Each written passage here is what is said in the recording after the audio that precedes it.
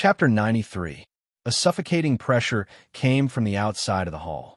The soldiers transformed by the X gene had amazing agility and strength.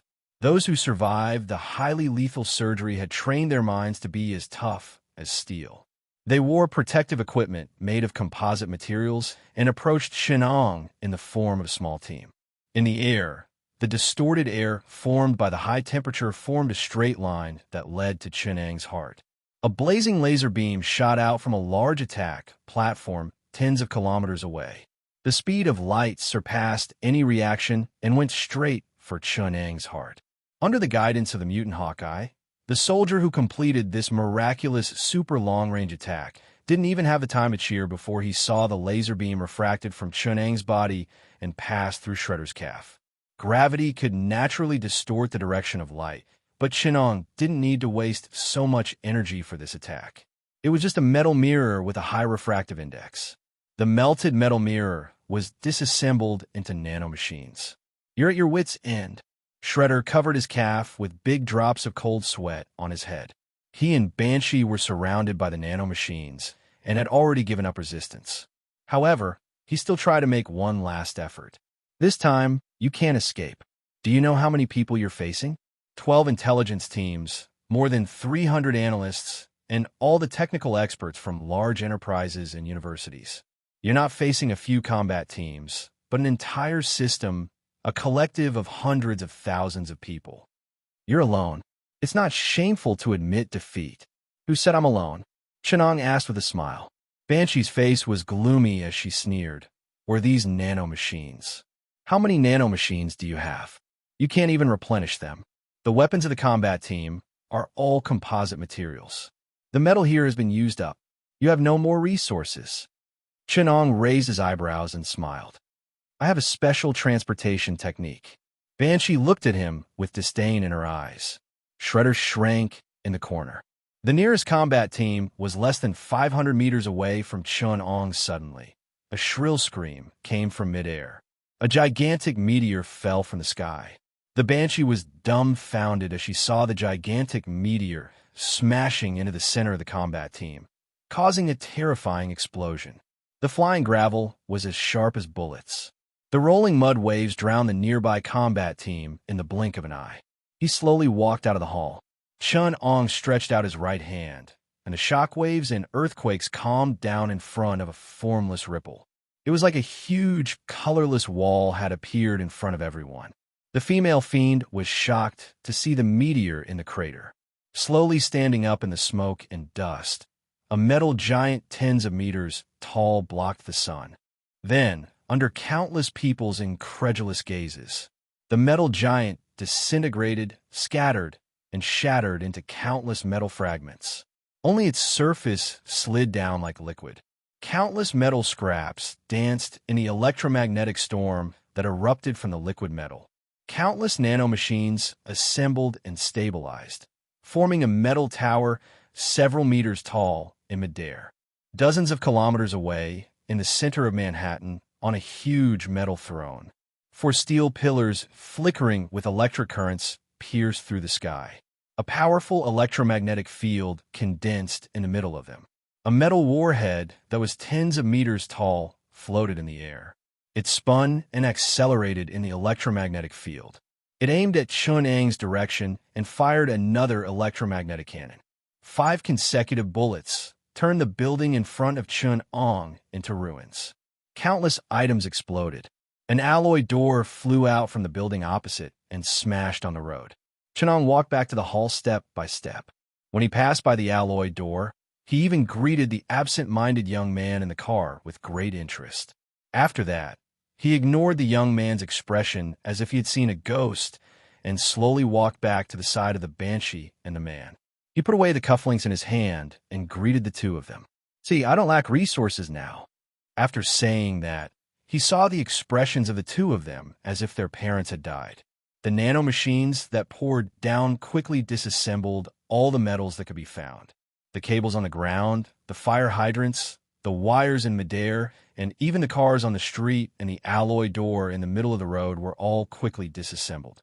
Dozens of kilometers away, The throne of steel emitted high-frequency and high-energy electromagnetic waves. The metal towers erected in the field rapidly converted electricity to provide energy for the countless nanomachines. The nanomachines descended one after another with electromagnetic cannons. The liquid metal combat robots lined up neatly and moved forward. The genetically modified soldiers had extremely strong vitality. They could even crawl out of the mud brought by the electromagnetic gun.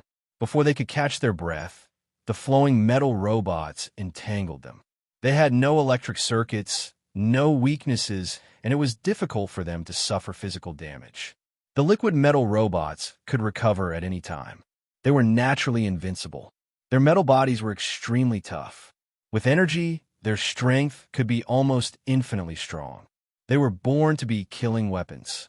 They crushed the superpowered army. Super strength and super speed were no match for super technology. The liquid metal robots were equipped with several kinds of high-tech weapons. They were like a psoriasis with extremely powerful firepower that could not be smashed, hammered, or moved. They easily took care of the genetic army. A laser beam melted a liquid metal robot at the speed of light. But soon it stood up again. The surface that was evaporated by the laser beam twisted a few times like water ripples and healed. Scott's face was gloomy. He put down the hand that was pressing on the right side of his sunglasses. After calculating the volume of the robot that had disappeared, he frowned. Lasers have no effect on them. Storm, try to blow them into the sea, Scott ordered in a deep voice. Logan shook his head disapprovingly. It's useless. The war-bringer of apocalypse may not be perfect, but it already has gravity anchors. You should be glad. If it was the second type, they could still fly and have electromagnetic weapons. I'm not asking you, Wolverine, Scott said to Logan in an unfriendly tone. Scott, Logan knows more than we do. You should ask for his opinion, Storm advised. The professor asked us to come here to work together. Apocalypse is not something we can defeat alone. Not even a few people can do it, Logan said indifferently. He's much more terrifying than you think. He's only a warbringer now. Skynet almost wiped out humanity, but he's only a warbringer under apocalypse. There's still the plague bringer, the famine bringer, and the most dangerous and terrifying death bringer. I mean, let's not care about him. He'll disappear soon anyway. Logan shrugged.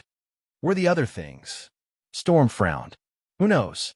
Anyway, it said that these things have killed aliens on several planets. Logan took out a cigar and held one for himself. Those things have long left Earth. It said that the plague bringer is on the back of the moon. At that time, we couldn't even deal with Skynet. Who would dare provoke that thing? What's so difficult about those nanomachines? Storm asked quickly. Nanomachines. Logan seemed to have fallen into a distant memory. He sighed faintly. Warbringer nanomachines. The only thing they have is that they can do anything. As long as you give them time, there's nothing they can't do. The nanomachines surged up like a tide, piling up into a huge metal pile.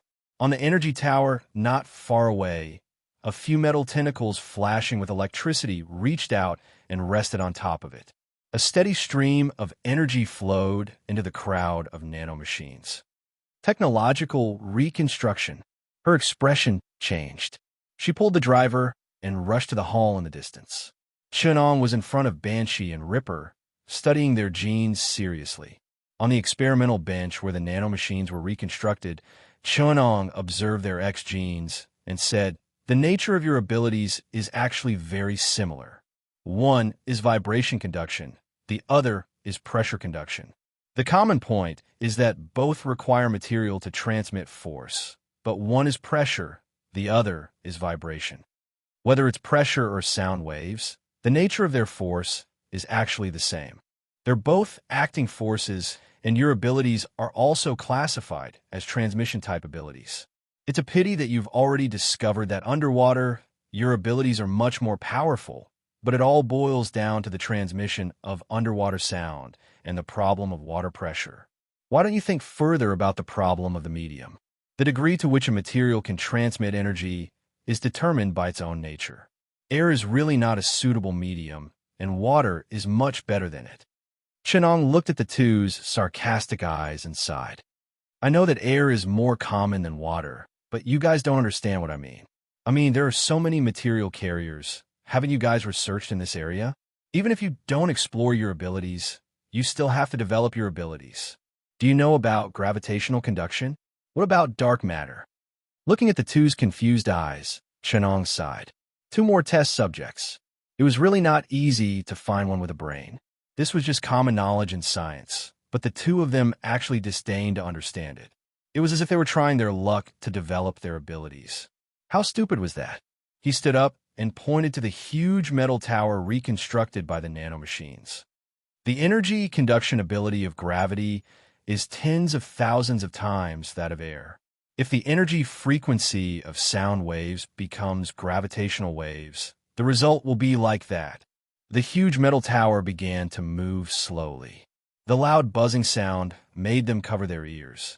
Then they saw a scene that they would never forget for the rest of their lives. The distorted air exploded in the air.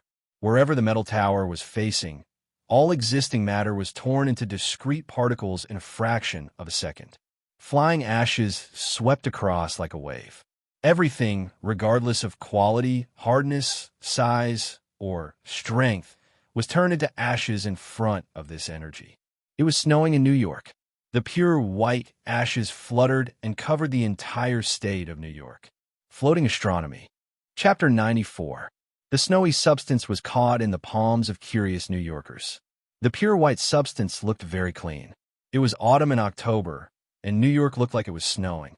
It was covered in a layer of silver, and it looked very beautiful. Innocent children ran excitedly in the snow, leaving their happy laughter. But in the eyes of those who knew, there was only a chill in their hearts, and they trembled.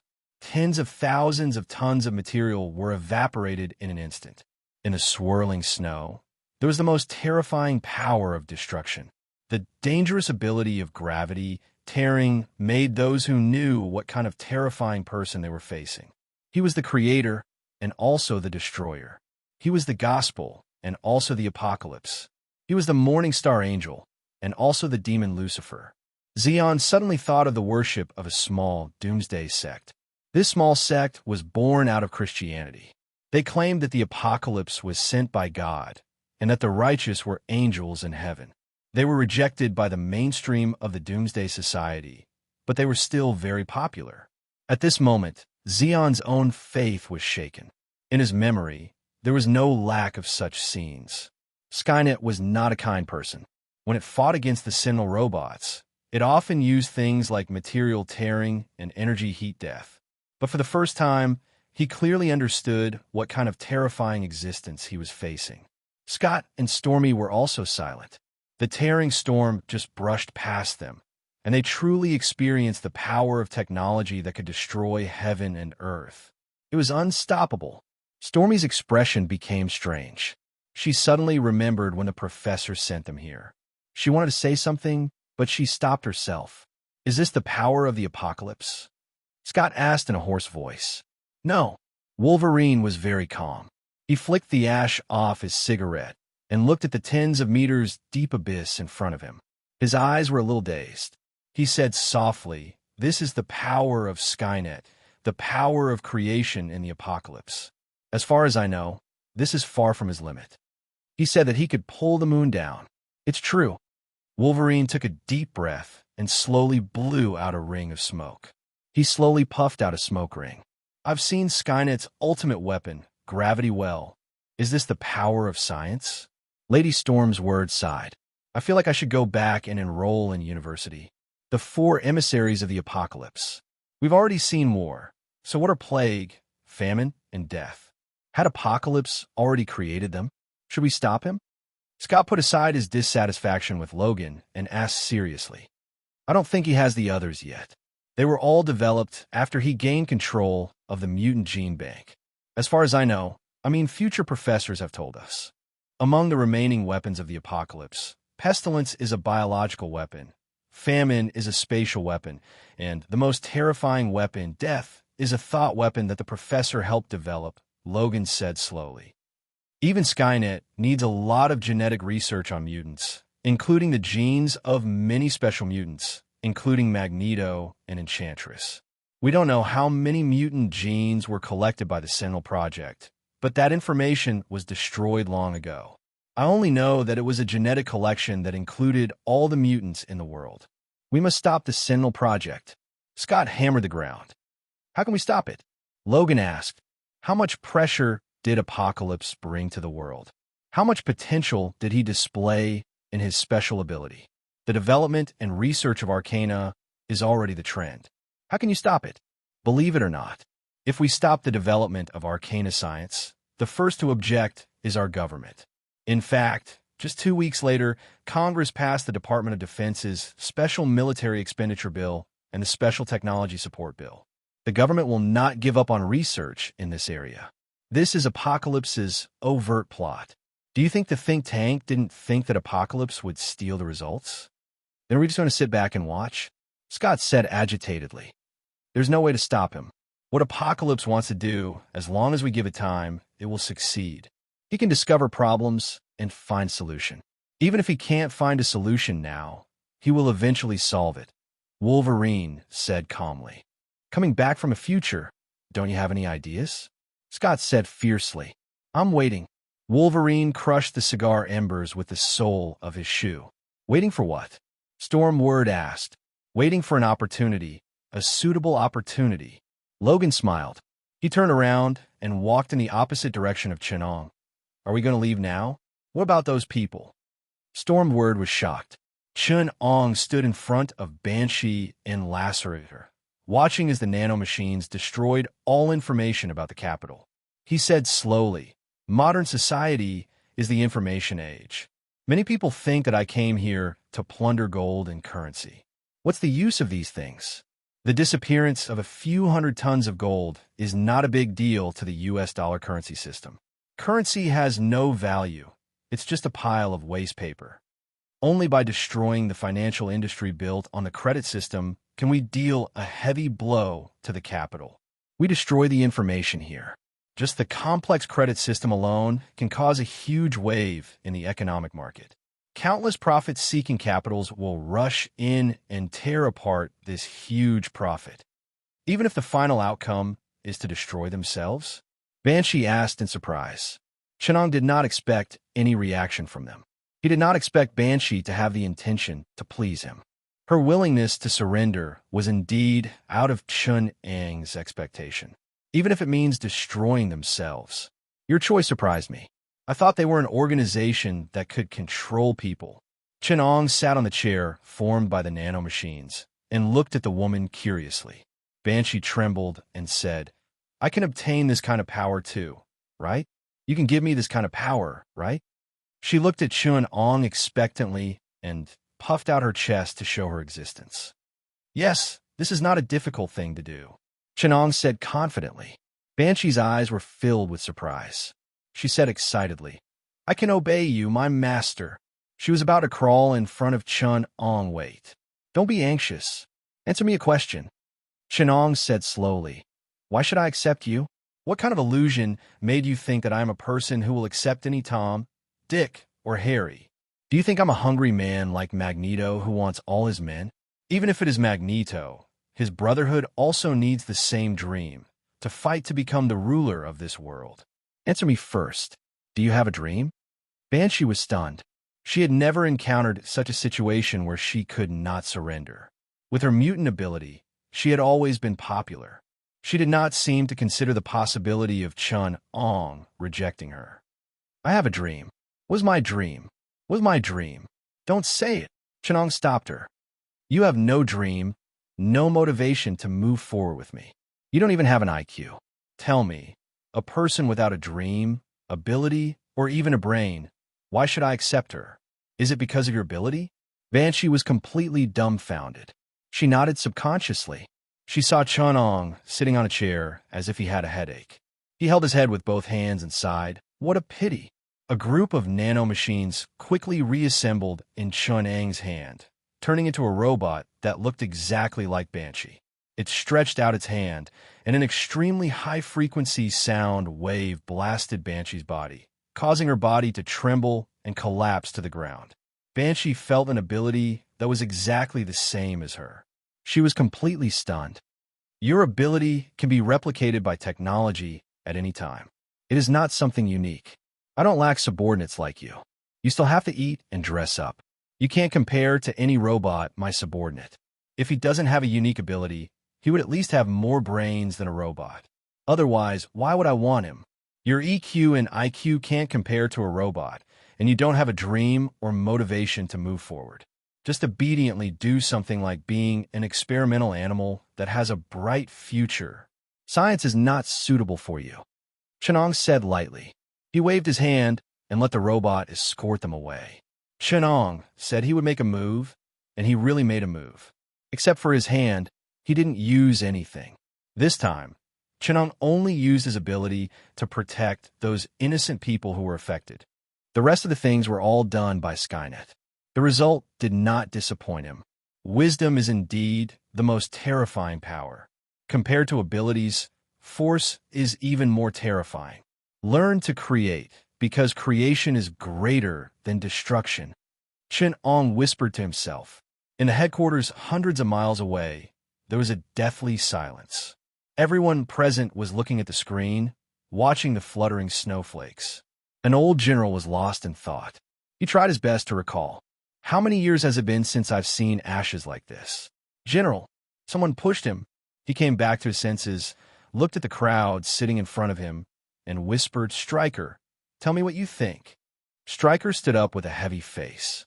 He came to the large photo of Chenong and said solemnly, Codename X. We can already treat him as a mutant.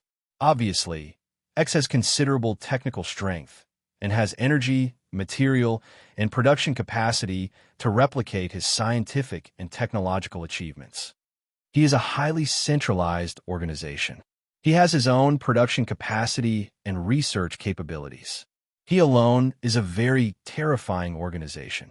The recent nanomachines have maximized this ability. We can already clearly see the terrible vitality and potential of this machine model. He already has the ability to start a war with us on a global scale. I suggest that we temporarily suspend the Sentinel program and wait until the information is more sufficient before making a judgment. I refuse this statement. Bolivar stood up and said, The Sentinel is our only choice against him. Everyone can already see the potential of mutants. Our scientific research ability is not inferior to him. It's just that we have neglected the development of this area for a long time. The Sentinel robot is our only hope against him. It is also where the future lies.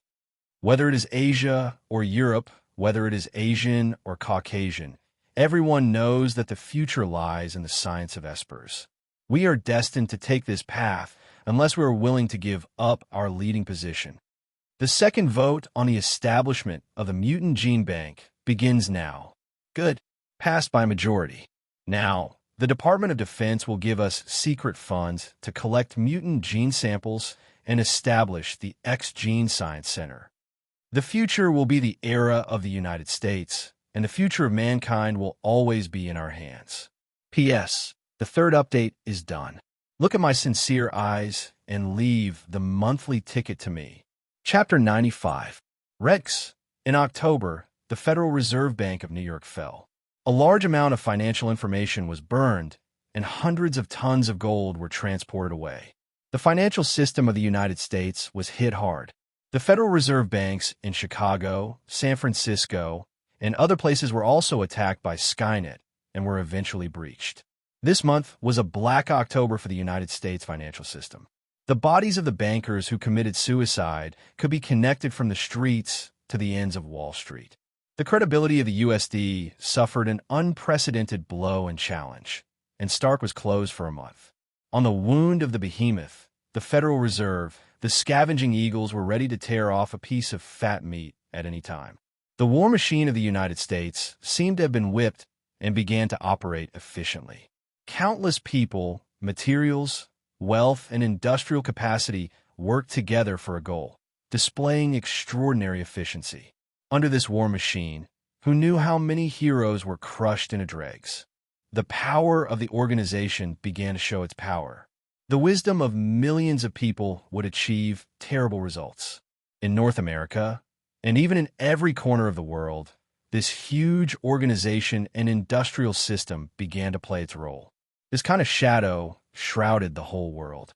Countless resources, materials, scientists, and mutants were forcibly recruited from all over the world. In 15 bases around the world, they advanced for a goal: to fight against Apocalypse. The New York base was the bridgehead facing Apocalypse. The combat personnel, weapons, and countermeasure analysis and intelligence personnel were the most concentrated. The large base, which was originally only dozens of meters deep, was now hundreds of meters deep. It had a huge underground complex for more than 50,000 researchers to live and study there. In the beehive-like underground base, a powerful energy field shrouded here. The electronic equipment arranged everywhere magnified this energy field, making it enough to cover the entire base. The professor looked at the soldiers and researchers in a hurry. His eyes were full of sadness. "Logan, is this useful against Apocalypse?" The professor looked back at Wolverine. "Useless? We have known about the barrier for a long time. It can block electronic detection. It is a powerful advantage against Skynet. Unfortunately, when Skynet evolved the quantum entanglement radar, it was useless. That guy knows nothing about physics. We taught him space physics and energy physics, but he couldn't learn it all. There is no way to develop his ability in depth. Apocalypse studied such an energy barrier for 2 days. Then we'll find a way." Logan taunted without a care. "I'm not talking about that, Logan. I'm talking about such a system." The professor slowly said, "With the wisdom of hundreds of thousands of people, the combination of technology and arcana, Apocalypse is just one person. He can't fight against such an advantage." The U.S. government was full of confidence in this competition. They had the most outstanding scientists, the most extensive mutant gene pool. There is no reason for them to fail. Wolverine was silent. He looked up at the steel dome above his head and sighed. "It's useless, even against Skynet. Skynet is faster than us. The human brain limits our abilities and the speed of computers. The research and development capabilities they have brought has surpassed all of our efforts. It's not that we didn't try our best in the future, but we still lost. Skynet's thinking may be rigid, but every time it fails, it learns from us. Then it completes the development at the fastest speed and crushes us in turn. Even if human innovation far exceeds it, the limitations of the brain make us unable to compete with machines. Apocalypse has disappeared in the future, but the 4 creations he left behind have wiped out many civilizations. Perhaps they are the abrupt changes of Superman, but Apocalypse is already Superman." A huge photon computer was placed in the center of the base. Electronic was standing there with the photon computer to fight against Skynet's infiltration of the internet, providing powerful computing power for the research here. Stryker was standing aside, looking at the report in his hand with a pale face. When he saw the professor and Wolverine coming over, he showed a very gloomy expression. "Now is not the time for our ideological confrontation."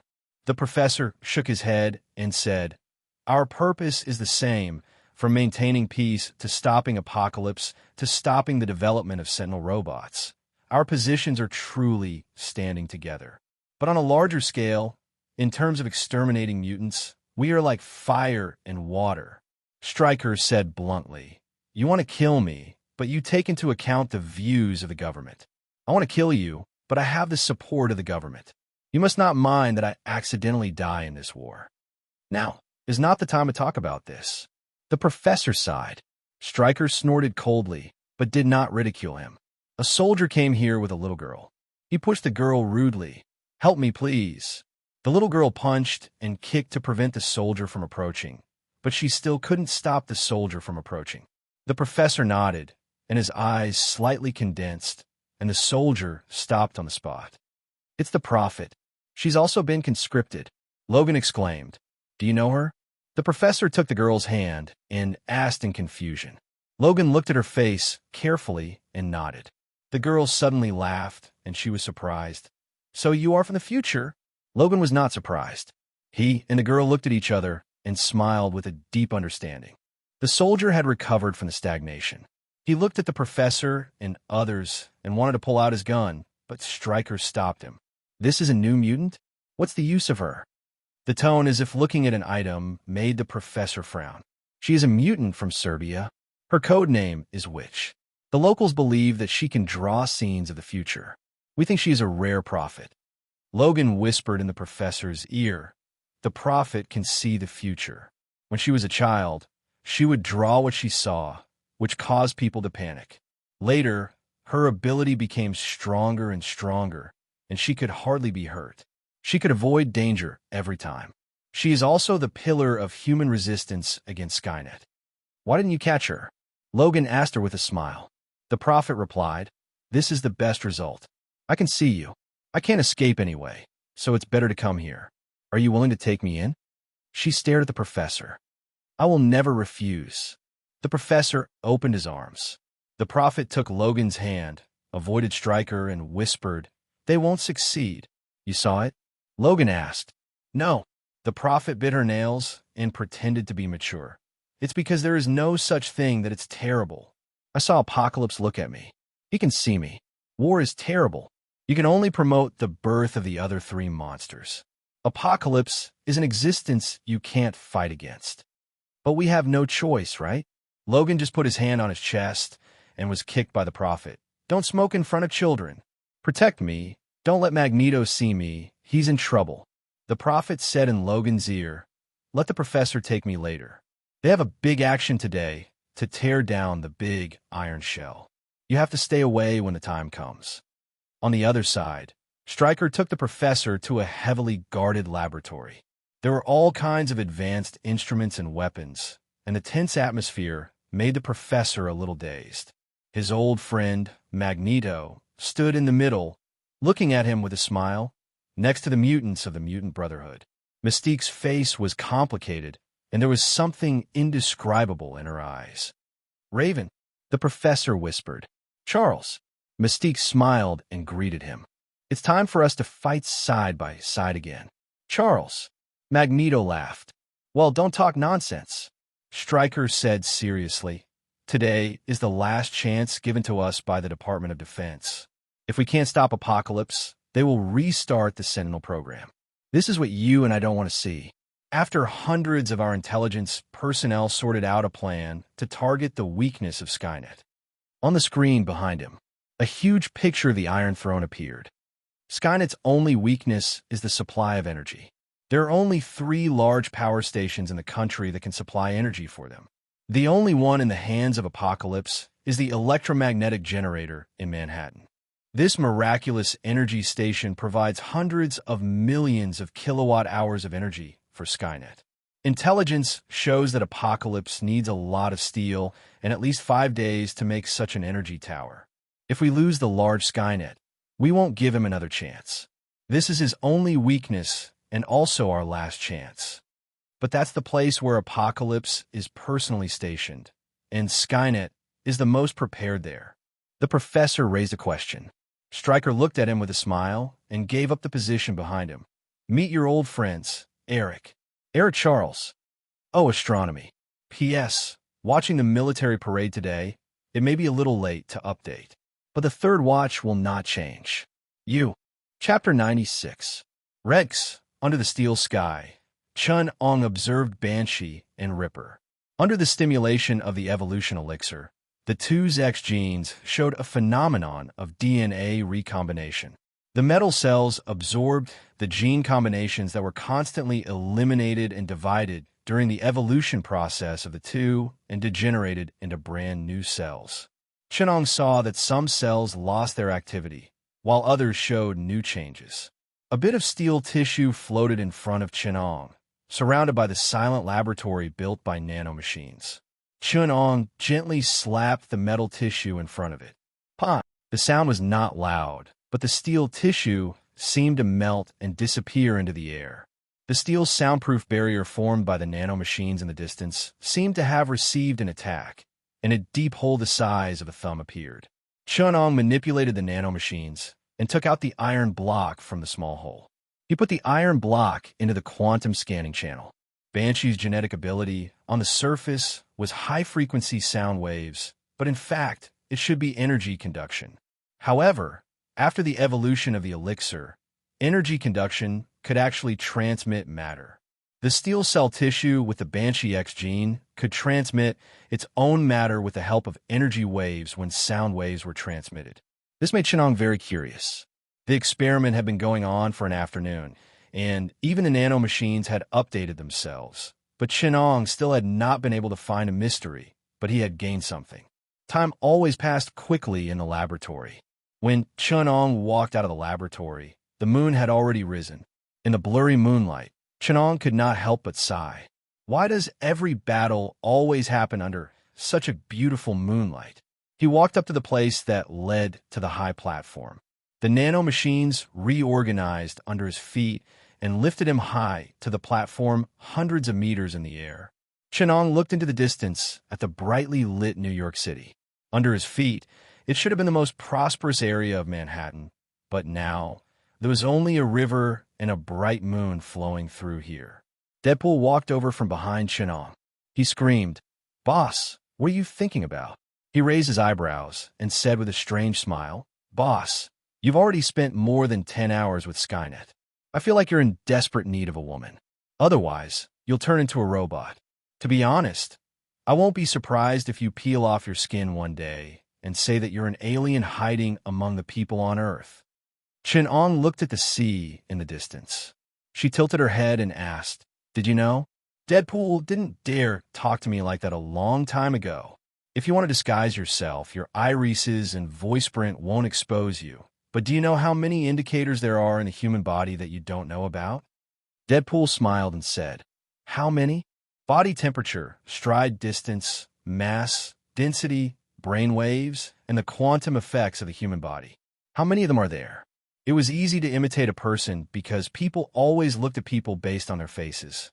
But it's hard to be someone else. Most people wouldn't notice these things, but I'm not an ordinary person. Chenong looked into the distance calmly. Deadpool's body suddenly squirmed, and blue stripes occupied half of his skin. Soon he changed back to his original appearance. He smiled and said, "What about now?" His weight, height, and density were precisely in line with Deadpool's appearance, and even his small movements and habits were exactly the same. The former could also be an ability, and the latter required extremely good agent abilities. Unfortunately, in the eyes of Chenong, there were still many mistakes, even if he even imitated brainwaves. Chenong looked at Deadpool and exclaimed, "It's really amazing, but it's useless. The world in my eyes is different from yours. You look as funny as a rabbit imitating a frog." Deadpool looked at Chenong for a long time and finally gave up looking at him. His whole body twisted and turned into a blue-skinned, red-haired weirdo. She smiled and said, "I can't tell whether what you said is true or false. But after all, I was recognized by you, so you win. Why? Are you scared by my appearance?" "No, you're beautiful," Chenong exclaimed, full of the mystery and beauty of science. "Is this how you praise a girl?" The demoness provoked. "That's not okay." Chenong smiled calmly, his eyes full of curiosity. "I'm just reflecting on myself. I've done a lot of experiments recently, and when I saw you, my first reaction was that I couldn't help but want to study it." "Huh, this is not funny." The demoness shook her head, and seeing Chun-Ang's focused eyes, she suddenly reacted, "Are you serious? Many mutants have the experience of being studied. They don't like scientists, and they hate research even more." Chun-Ang's words touched an untouchable scar in the demoness' heart. Her face instantly became gloomy, and the atmosphere between the two suddenly solidified. Chenong didn't seem to care about this. He looked calmly into the distance. The gravitational threads reflected the small changes around New York. In the end, it was the demoness who spoke first. She came here with a mission, and she couldn't let her emotions get the best of her. "Magneto thinks highly of you. He thinks you're the future leader of the mutants. If you weren't so presumptuous, maybe I would agree with this." The demoness put a nail in the coffin for what just happened. She adjusted her mood with the mental victory unique to women and became calm again. "Oh, Magneto." The absent-minded Chun-Ong had the ability to piss anyone off. His tone of looking at the experimental materials was like he was lamenting that today's experimental materials were very challenging, very high quality, and full of coldness and cruelty that ignored personality. The demoness felt that he wasn't saying Magneto's name. Instead, he was saying the code name of a white mouse. If she could go to Chun Ang's laboratory and take a look, she would be surprised to find that the experimental equipment custom-made for the two of them was already in place. If she was careful, she might even find the experimental materials in the corner. Experimental preparations. She could see her and Magneto's names on the sterile clothes. It couldn't be helped. Chun was a person who planned ahead. He had already designed the experiment and was just waiting for the materials to be in place. He didn't expect that one would be delivered to his doorstep today. Chun sighed in his heart. Unfortunately, there wasn't any conflict. Otherwise, I would have a legitimate reason to detain her and conduct the experiment tonight. Chun Ang's personality had changed a lot, but he still couldn't bring himself to capture people for no reason and use them as experimental materials. But I won't have to wait too long, Chun thought with a smile. He had already noticed a faint red light in the distance. The demoness suppressed her anger and said coldly, "You're also a mutant. You should know that no matter how strong you are, in the eyes of humans, you're a monster. You'll never be able to live a normal life. Mutants don't have a dominant position. No matter how strong you are, you'll only be excluded from society. You'll be used, treated with hostility, and humiliated." "You're right." Chun agreed. "That's the reality. But first, there's a question. Why do I want to live a normal life? Secondly, I'm not a mutant. You've forgotten that my position is always with normal humans. The reason why I'm standing here is not to fight for the rights of mutants, but to use the value of mutants. If you want to fight for me, you should show the value of the Brotherhood instead of using your dreams. My dreams are different from yours." Chun Ang's eyes were calm. The demoness almost suffocated. She couldn't believe that such a powerful mutant would deny his identity and value. In the Brotherhood, the weak mutants in the early stage were indeed repelled, but once they truly acknowledged their identity, they would feel proud. The demoness was sure that Chun had the same cognitive bias. Mutants are the future of humanity, the new humans. We're the pride of evolution, the future masters of the Earth. We'll eliminate humans and become the true masters of the world. Abilities are abilities, wealth. Just like how apes have brains and use their hands and tools, they eliminated their ancestors and became humans. Our future is the same as our ancestors, a brand new human, the future. Normal humans envy us. Humans fear us because we are their future and we'll eliminate them. Mutants are proud. The Brotherhood is an organization for mutants to unite and move towards the future, the demoness said excitedly. But Chun just sighed and said, "Is that all Magneto learned in the Nazis? Leftover racism? When he grew up, he became who he was. Shaw molded him. Why not teach him to be smarter?" There are only two outcomes to the battle between mutants and humans. Either humans step over our dead bodies, or we step over their dead bodies. If someone said, "Dream on," I could only reply, "You idiot, if I wasn't a dreamer, where would we be today? I always believed in mutants, and you said I was a dreamer. I always believed that mutants would rise, and you said I was an idiot. I always believed that we could regain our rights, and you said I was crazy. I always believed that oppression would come to an end, and you said it would be a utopia. Who's right? You or me? I'm right, and I'll always be right." Chun played a video of Hitler's speech with great interest. He changed the key words in his speech, and a very provocative demand for the rights of the mutants was fresh out of the oven.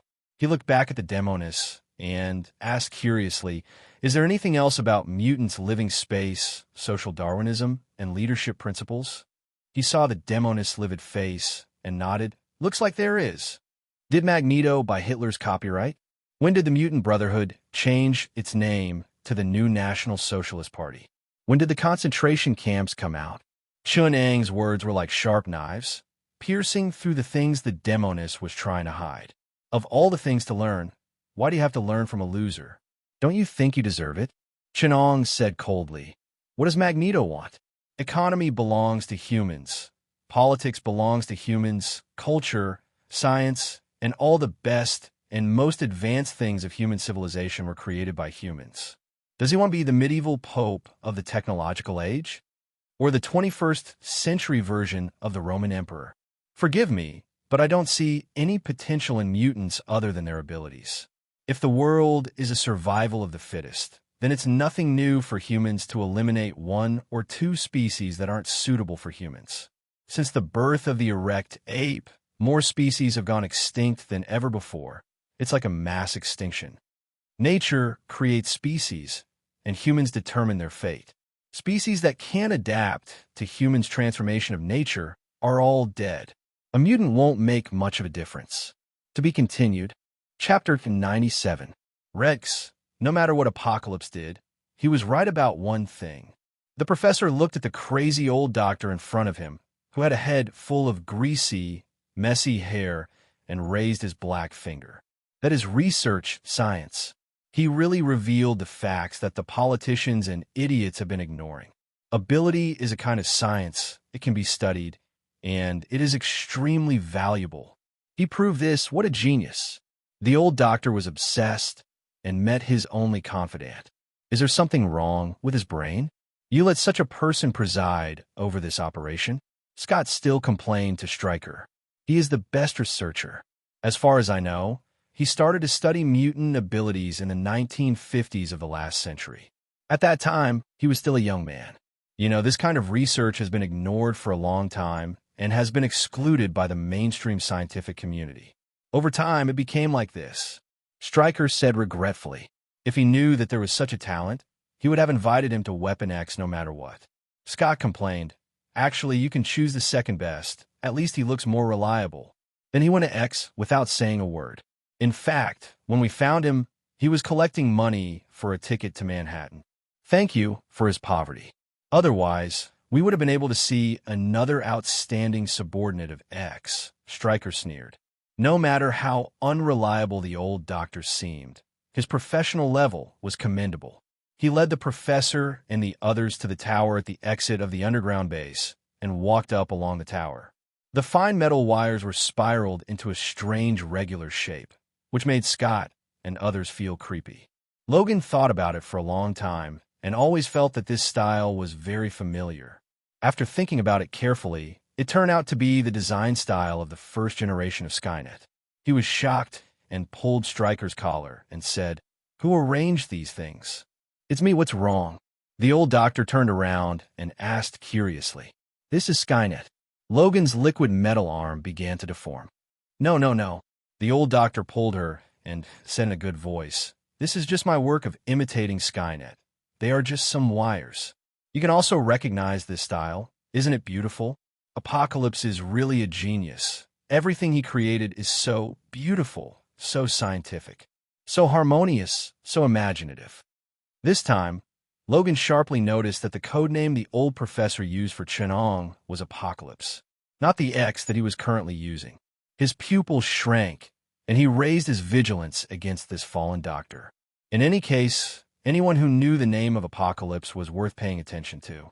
Scott pulled Stryker's collar and said angrily, "You found me a supporter of Apocalypse and a fanatical believer. He is almost treating Apocalypse as a god. You put my life in the hands of such a person. You don't know. Because of this, he is the one who wants to defeat X the most. His victory is incomparably powerful. He wants to prove the perfection of Apocalypse and will do his best to defeat him. If he loses, he will defend his faith. If he wins, he will not let his faith be destroyed in the hands of others." Stryker said calmly. He pulled Scott's right hand hard and gave him a fierce look. Everyone arrived at the top of the tower. A telescope-like device was aimed at the center of Manhattan, and it poked out of the tower like a starting astronomical telescope. Ignoring the confused crowd, the old professor pulled Scott to the eyepiece of the telescope. "You have laser eyes. Do you know how lasers are fired?" Scott had an embarrassed expression on his face, and the old professor looked at his face with a sneer on his face. "Your sunglasses can limit the power of your eyes, but even if you take them off, it's not a big deal. The brightness of a laser is about 10 billion times that of sunlight, and its temperature is higher than the surface of the sun. But this is just a trivial matter for Apocalypse. The laser emitter he made is much stronger than you. The old professor laughed. What? You don't believe me? The energy of a photon is calculated by E equals hv, where h is Planck's constant and v is the frequency. The higher the frequency, the higher the energy. And the laser frequency range is only 3846 by 10 carat 14 hertz to 7895 by 10 carat 14 hertz. This is a very remarkable value for the Earth, but in the hands of Apocalypse, who is a master in energy conduction, this frequency could be increased by 10 times. As long as you are still transmitting lasers in the air, it is not comparable to Apocalypse, who has reached the pinnacle of space and energy transmission. The old professor saw the laser eyes holding his hands tightly and smiled smugly. Fortunately, you have me. Microscopic particles have a set of energy levels. Particles can only be at one energy level at any time. Particles that transition from high energy to low energy levels will emit a corresponding photon. This is stimulated radiation. And the trigger for this process is another beam of lower energy photon. The old professor sighed. What does this mean? Your laser can stimulate more powerful energy, and all the energy in New York will be prioritized for this particle generator. Come on, show me what you can do. On the steel platform, Chunong saw the lights of New York slowly disappear from the south to the north. Darkness engulfed the land, leaving only the moonlight to illuminate the sky. The demoness expression changed. She pretended to be nonchalant and took a few steps back. I'm tired.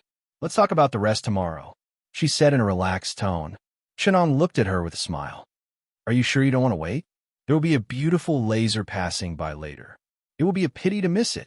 Before Demoness could answer, the ground beneath her feet started to crack. Countless nanomachines gathered into a huge ring, flashing with electromagnetic light. All the metal objects around them started to float in the air. The powerful magnetic field caused the energy level of the electrons around them to fluctuate. Lightning started to flash in the air. Chunong stood on the platform and looked at the powerful energy gathering in the distance. A burning beam with heat comparable to the core of the sun. The energy of the entire New York was directed at Chunong. The condensed energy even distorted space and created a strange wave in the gravitational field. It was too late when he saw the laser. It was a speed that humans could not react to, reach, or even comprehend. Even Chunong could not catch up to it. The speed of light was invincible, but humans were not. Chunong had already noticed it from the gravitational field. He had even guessed the method of attack. The electromagnetic field triggered by the nanomachines had reached its limit. The laser could be triggered at any time. It was a huge energy field that spanned over a few miles. It formed the first line of defense against the laser. The nanomachines with extremely high reflectivity floated in the air. The semi-transparent gaseous metal soul that had solidified into a gelatinous substance came into contact with the laser. Countless nanomachines were vaporized into free particles. However, they managed to scatter more than 90% of the laser's energy. The laser, which was only 5 centimeters in diameter, suddenly became as thick as a person's arms. The flashing laser and the low-energy particles in the energy field had a stimulated absorption reaction. The huge number of particles transitioned into high-energy particles and balanced the particle field. Before the laser could even touch the tip of Chunong's nose, it was dissolved by the nanomachine's energy field in sacrifice. The nanomachine's particles floating in the air were restraining a huge amount of photon energy. The particle reversal field had reached its limit. The demonic goddess was still in a daze. She watched in horror as the laser that could vaporize steel dozens of meters in diameter disappeared in the air in front of Chunong. She could feel the intense uneasiness and mania in the air. She only saw that Chunong gently pointed at the void in front of him, and a fluorescent light was emitted. It was so fast that even the demonic woman couldn't see it. In the eyes of the demonic woman, there was only a white blurry light and shadow. Without Chunong's reminder, the strong light that erupted made her suffer. The laser that Chunong activated, due to the loss, only had half of the energy of the laser eye, but it easily vaporized the tower where the professor and the others had stayed. Scott looked at the tower where the upper half of the tower had disappeared, and there was also a shocked expression on his face. The old doctor quickly got into the underground passage. Logan seemed to remember something and shouted, "Quick, go down. Don't stay up there. Hurry up." He carried the professor in the wheelchair and took the lead in getting into the passage. Scott and Stryker were a step behind, and they saw an extremely terrifying scene. Countless metal torrents, like light, like waves, came from the horizon. They hit the tower and replaced the tower with a metal structure. It was a radar that received radio waves. It was reconstructed by them in the tower. The metal material showed an energy wave state, passing through all obstacles and reaching the place where it was. Countless technological creations. A little skeleton was born from the void, and then countless nanomachines swarmed on it to form a metal structure. Dozens of drilling vehicles were built in this way. A familiar scream came from the sky, and the two hurriedly laid down on the ground. An earth-piercing warhead blasted straight down from a high altitude, drilling deep into the ground hundreds of meters deep, destroying the geological structure. A large area of the base collapsed, and the warhead melted into a torrent of nanomachines and liquid robots, drilling into the base. To be continued. P.S. Finally arrived. The third update is completed. He fulfilled his promise. Chapter 98. Rex, Skynet once again displayed its dangerous nature as a killing machine. The second-generation Skynet that Chun-Ong had upgraded had nanomachines that had reached the level of microcells. Dozens of simple mechanical structures, under the effect of a unified magnetic field, formed mechanical tissues the size of cells. The composition of these mechanical structures was simple, and their functions were simple to three. They were movement, disassembly, and assembly. Its actions were all based on the unified magnetic field core, and its energy came from this. Because of its simplicity, its size had reached the extent that it was invisible to the naked eye. When the nanomachines formed a certain tissue, the functions that could be realized began to become extremely complex. Because of this, the second generation of nanomachines, in addition to reassembly and self-replication, also had an extremely terrifying ability: nano-level disassembly. Smaller and more secretive nanomachines flooded into the base like a tide. They quickly spread into tiny particles and even microscopic structures that were invisible to the naked eye. With metal as the core of the mechanical structure, they formed the simplest composite structure with any materials that could be used around them. Like an ant tide, they drowned all materials that they encountered. Plastic, ceramics, rubber, all materials were disassembled at the nano level. Often, there were researchers in the base who were submerged in the black tide. Then, they rolled out of the nanomachines naked without a trace of hair. Even if the metal content had reached the minimum, the nanomachines in the base were like a virus, swallowing all materials. Scott had not expected this at all. His laser beam was scattered in midair by the nanomachines with water molecules. The combination of metal and other materials made their abilities more complex and varied. Under the supply of electric current energy, more composite components of different structures were controlled by the metal structure and formed part of it. Wolverine took a few steps back in embarrassment. The other things on his body had been torn apart. It had already been dismantled into tatters, and a soldier beside it accidentally touched a bit of the mechanical unit. Countless nanomachines spread out and disappeared under his skin. His face showed a desperate expression. His companions next to him abandoned him without hesitation. The mechanical structure was quickly reconstructed in his body. His joints were controlled by the robots, and his muscles were paralyzed by the electric current. The energy brought by the magnetic field controlled him through the robots in his body. A small stream of mechanical energy flowed into his mouth and nose. Very soon, some special mechanical structures were reassembled in his body. Through the bioelectric information flow, his nerves were controlled. The soldier felt his spine go numb, and his body began to move uncontrollably. He nimbly leaped onto the ceiling. The magnetic field seeped out from his palms and feet and absorbed the ceiling.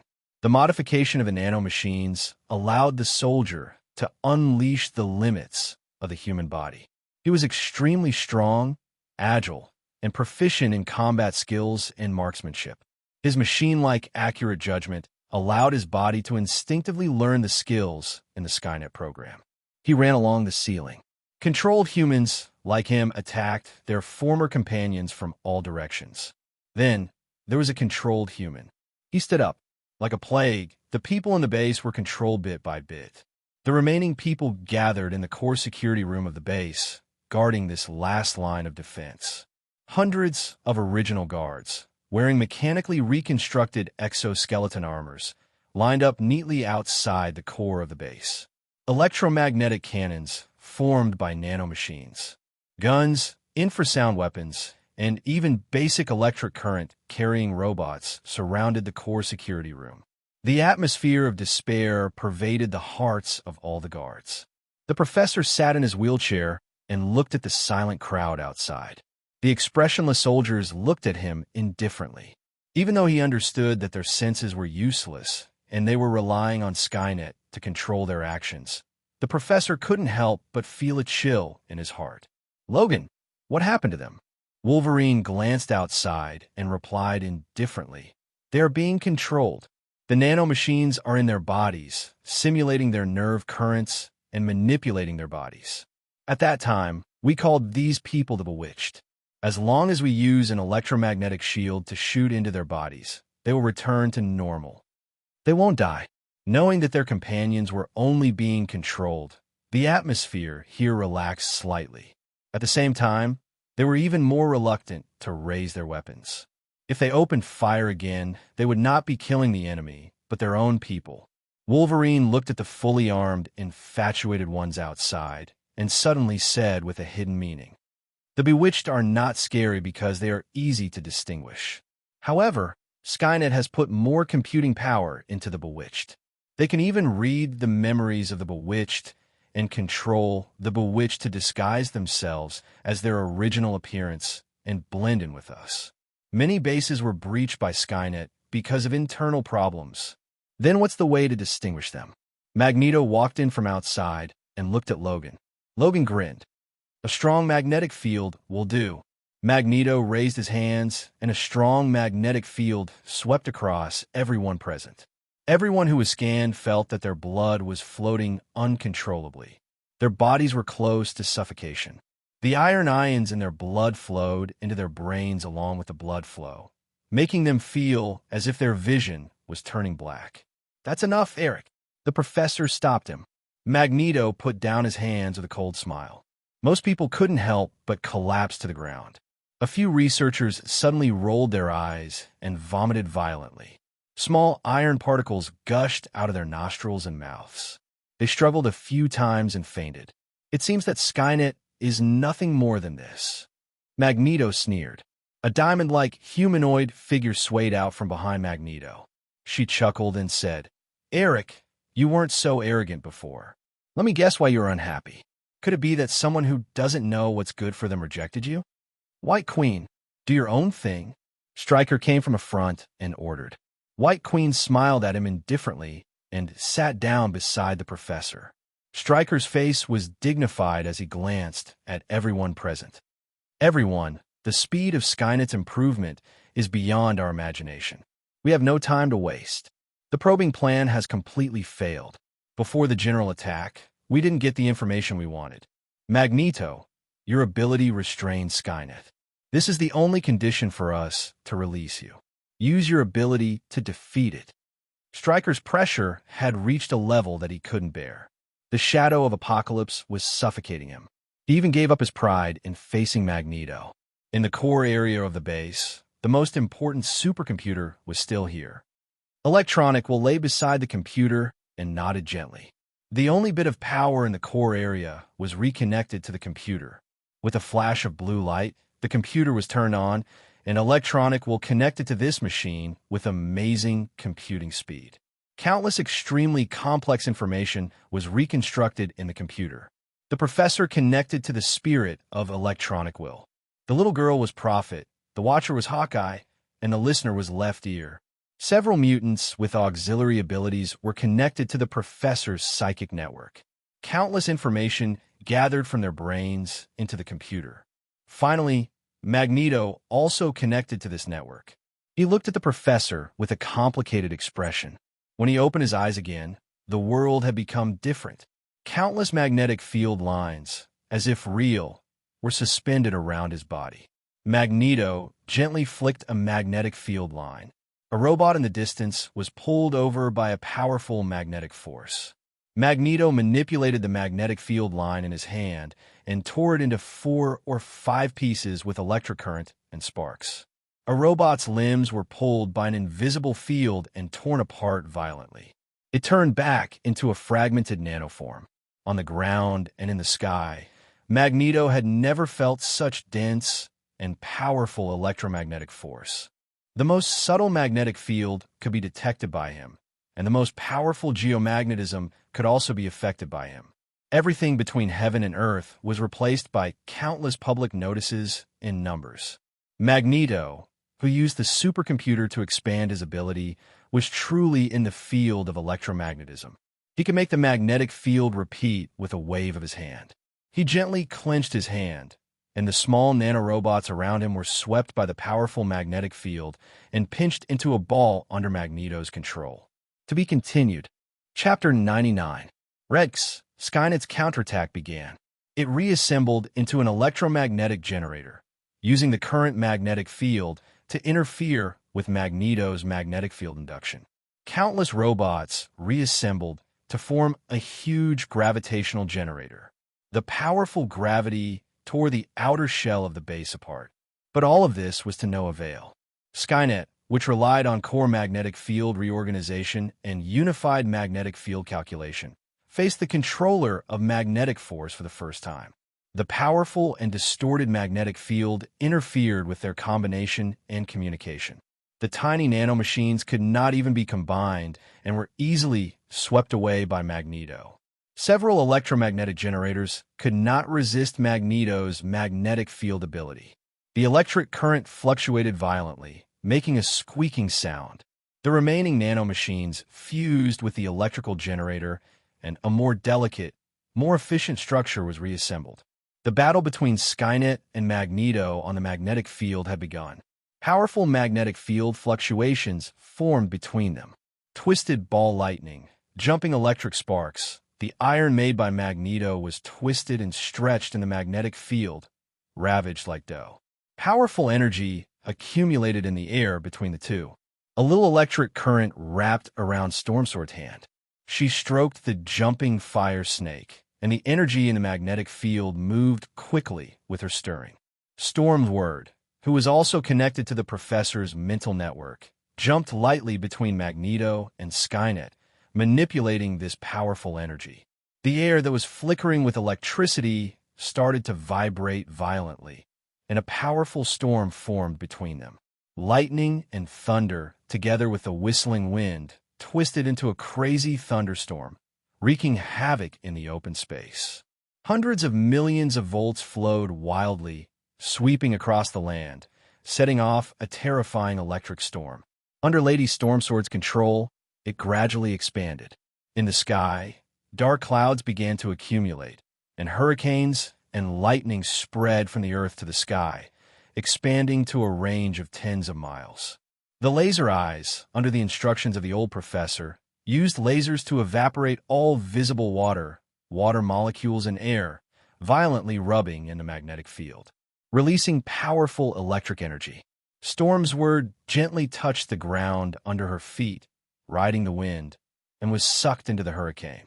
Suddenly, a series of double images appeared in Magneto's eyes. These things seemed to happen after tens of seconds. He did not hesitate to take a few steps back. Then, Thor descended on the earth, and the crazy silver swept across the land.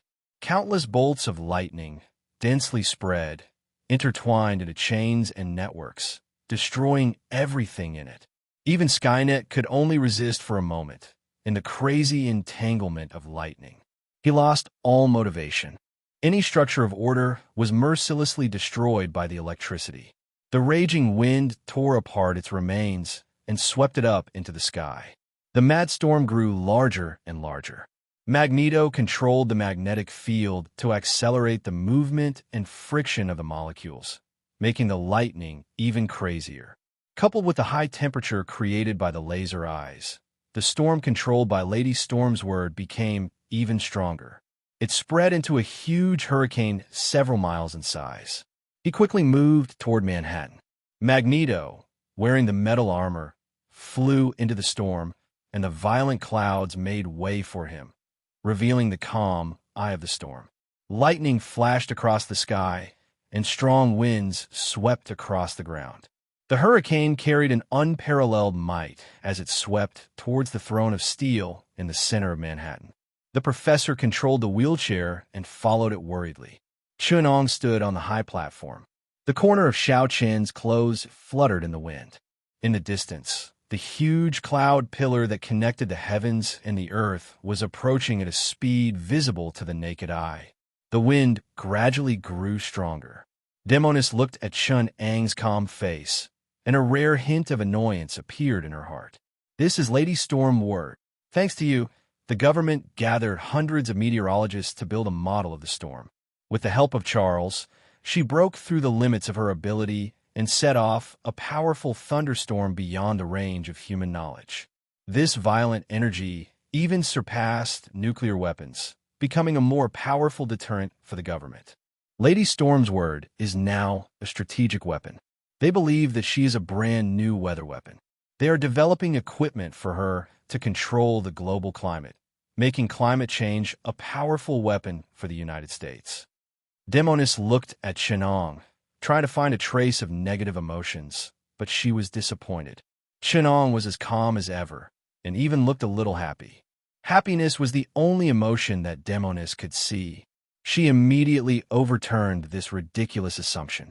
It was just his disguise, at least that was what Demonis thought. They will not give up the ability to control this weapon, and the professor will not allow his student to become the promoter and weapon of war. This is his principle and belief. Besides, the government will not like a weapon with its own will. Chun-Ong sighed. That's right. They haven't even created such a weapon. They're already trying to control her. Of course, this is a slow and undetectable action, but Charles is already feeling uneasy. This is the sorrow of not being able to control one's own fate. Power needs a corresponding position. This is the source of order. As if he didn't hear the provocation in her words, Chun-Ong sincerely sighed. If Lady Storm's word can really control this ability, the professor's burden will be much lighter. Lady Storm's word can make the global climate more suitable for human survival. She has the means to prevent climate disasters and change the environment. At least in Africa and the Middle East, the status of mutants will be greatly improved and even normalized. Agricultural countries will maintain a gentle attitude towards X-Men, transforming deserts and wilderness and adjusting the global climate balance. This is the contribution that mutants can make to the world and the true path to peace. Chun-Ong was like a true pacifist, truly happy for this.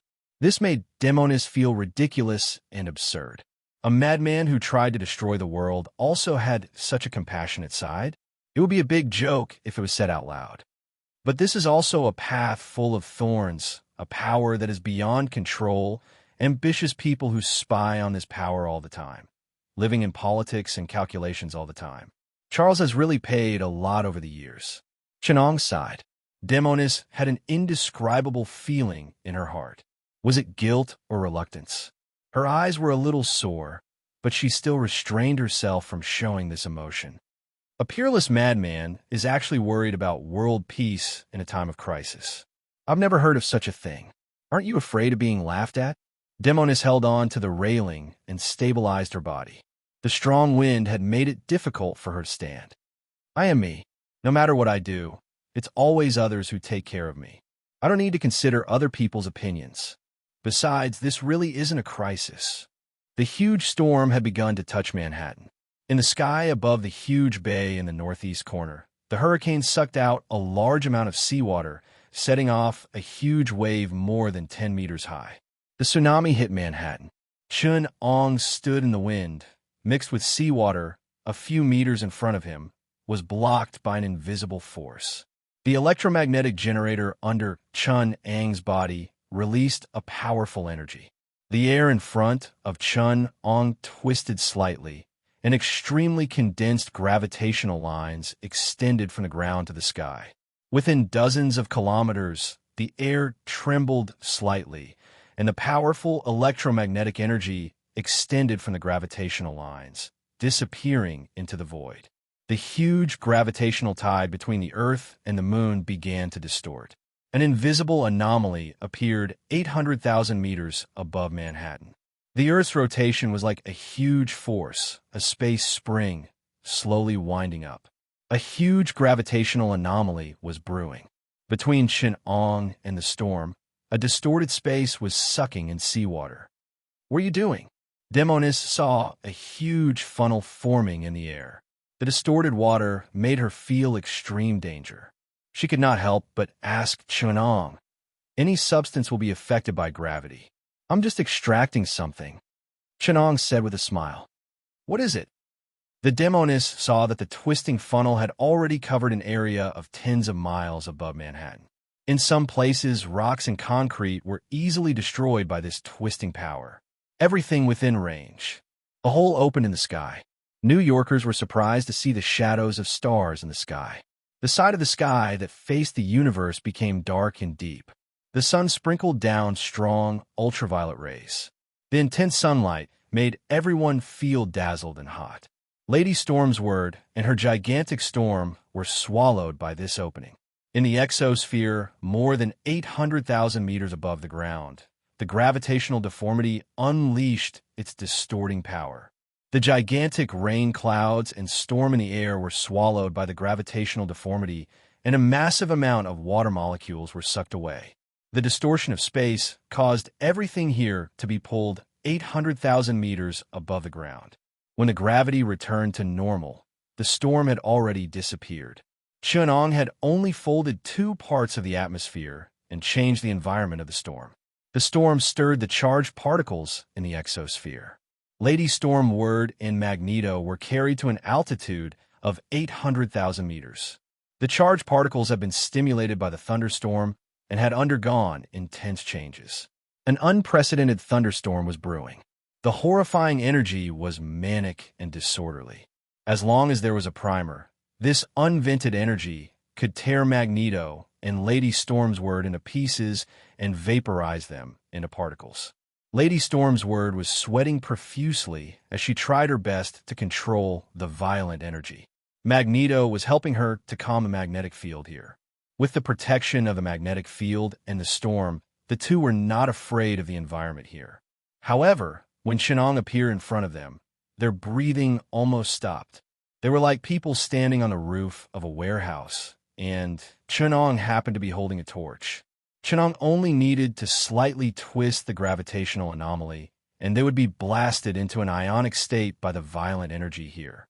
Lady Storm's Word saw Chun-Ang slowly reaching out his hand, and a look of despair appeared on her face. She heard Chun-Ang's exclamation in her ear. "Finally, we've met a rare mutant with a brain." The next moment, the world turned upside down. Magneto and Lady Storm's Word returned to the sky above Manhattan. In the exosphere, a violent explosion of energy made the people of New York feel the unrest in the sky. The U.S. military satellites near the ground were completely destroyed by this energy. To be continued. Chapter 100. Rex. A huge amount of air was sucked out, and a huge wind tunnel appeared in the sky above Manhattan. Strong winds swept in from all directions, causing a drastic change in the weather. The people of New York were surprised to see the strong winds formed by the rising air. Their eyes were full of confusion. Today's weather seemed to be a little too strange. 4 or 5 minutes passed, and the vacuum here was still not half filled. Storm's Word used the change in the airflow to stabilize her body, but she did not dare to make a move. If the vacuum state just now appeared in a giant city, it would be enough to cause millions of people to suffocate to death. If combined with a violent storm, it would be enough to destroy a large city. Humans were always too weak in the face of astronomical weather. Chun-Ong used gravity to extract the storm created by Stormward. Such power had reached the level of destroying the world. Magneto and Stormsword felt a suffocating pressure. Such horror was really indescribable. The only thing that supported the two of them to not admit defeat was carelessness. In the sky, it was a difficult problem to balance one's strength. Without a fulcrum, one would be easily affected by the force. Although the suction force was terrifying, it was not enough to shake the two Omega-level mutants. However, they were unable to borrow any strength in the air. They were caught in the storm and could not fight back. Fortunately, the target this time was only the throne of steel under the feet of Apocalypse. They slowly landed on the ground and faced the Apocalypse head-on. There was a great deal of pressure. The feeling of powerlessness just now made the two of them remember the horror of Apocalypse even more deeply. That feeling of being played by others was something that neither of them wanted to experience again. Magneto, X-Men. Chun-Ong stood on the high platform with his hands behind his back, looking down at them. Demonis stood behind him with a complicated expression. Chun-Ong held out his hand and made a gesture of invitation. She made an inviting gesture. On the steel platform, there were countless mechanical weight groups, and a long ladder that spiraled around the tower appeared under her feet. Mystique turned around and looked at him. Ignoring the long ladder, she jumped down from the platform hundreds of meters high. A slender rope hung around her waist, and she swung forward with the strength of the rope. With a beautiful somersault, she landed behind Magneto. The professor greeted in a low voice, "Rue A1." Enchantress stood silently behind Magneto, not looking at him, and there was a silent sadness between the two, causing the atmosphere to fall into silence. Magneto suddenly stretched out his hands and squeezed gently, and the wheelchair under the professor was deformed and twisted, binding him. This change stunned everyone, and Magneto had already put on a helmet that prevented mental prying. Seeing that Lady Tempest and Wolverine were about to charge at him, he lifted the professor and forced them to retreat. The professor sighed. "Eric, you again?" "Sigh." Magneto looked at him without saying anything, not even a trace of joy on his face. He turned to face Chun-Ong and shouted, "Apocalypse, let's work together. He is the sincerity I brought. This world has decayed.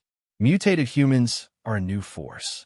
It was a mistake to be discriminated against and oppressed for a long time, but it was also the common cause of all mutants. Charles wanted to keep peace with humans, but I think that war is the only way to fight for space for the mutated humans." Magneto said with emotion, "Every brother and sister is precious. They're the power of our mutants. If you can, you can. If possible, I don't want to hurt them, but in the process of struggle, there will be sacrifices, whether it's ours or the X-Men's. For our common cause, there are some decisions we have to make. We just ask for the right to live under this blue sky." Storm and Scott's hearts sank little by little. If Apocalypse and Magneto worked together, it would be a disaster for the X-Men and humanity. Without Magneto, the only person who could restrain Skynet, they would be helpless. On the other hand, the Professor and Wolverine looked at Chun-Ong calmly, not seeming to be worried about this. "Then what position do you think mutants should have?" Chun-Ong seemed very interested. "We will be free, not forced or bound, not discriminated against or harmed. We will build a country of our own."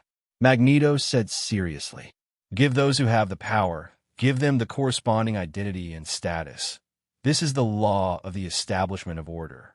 Your request doesn't seem to be too much, so where is the position of humans in your blueprint?" Chun-Ong asked. "Peaceful coexistence. I believe that one day all humans will become mutants. I look forward to that day. What you said is very tempting, but it doesn't seem to be useful. The position of a force is not determined by the leader, but by the political position of the majority of members."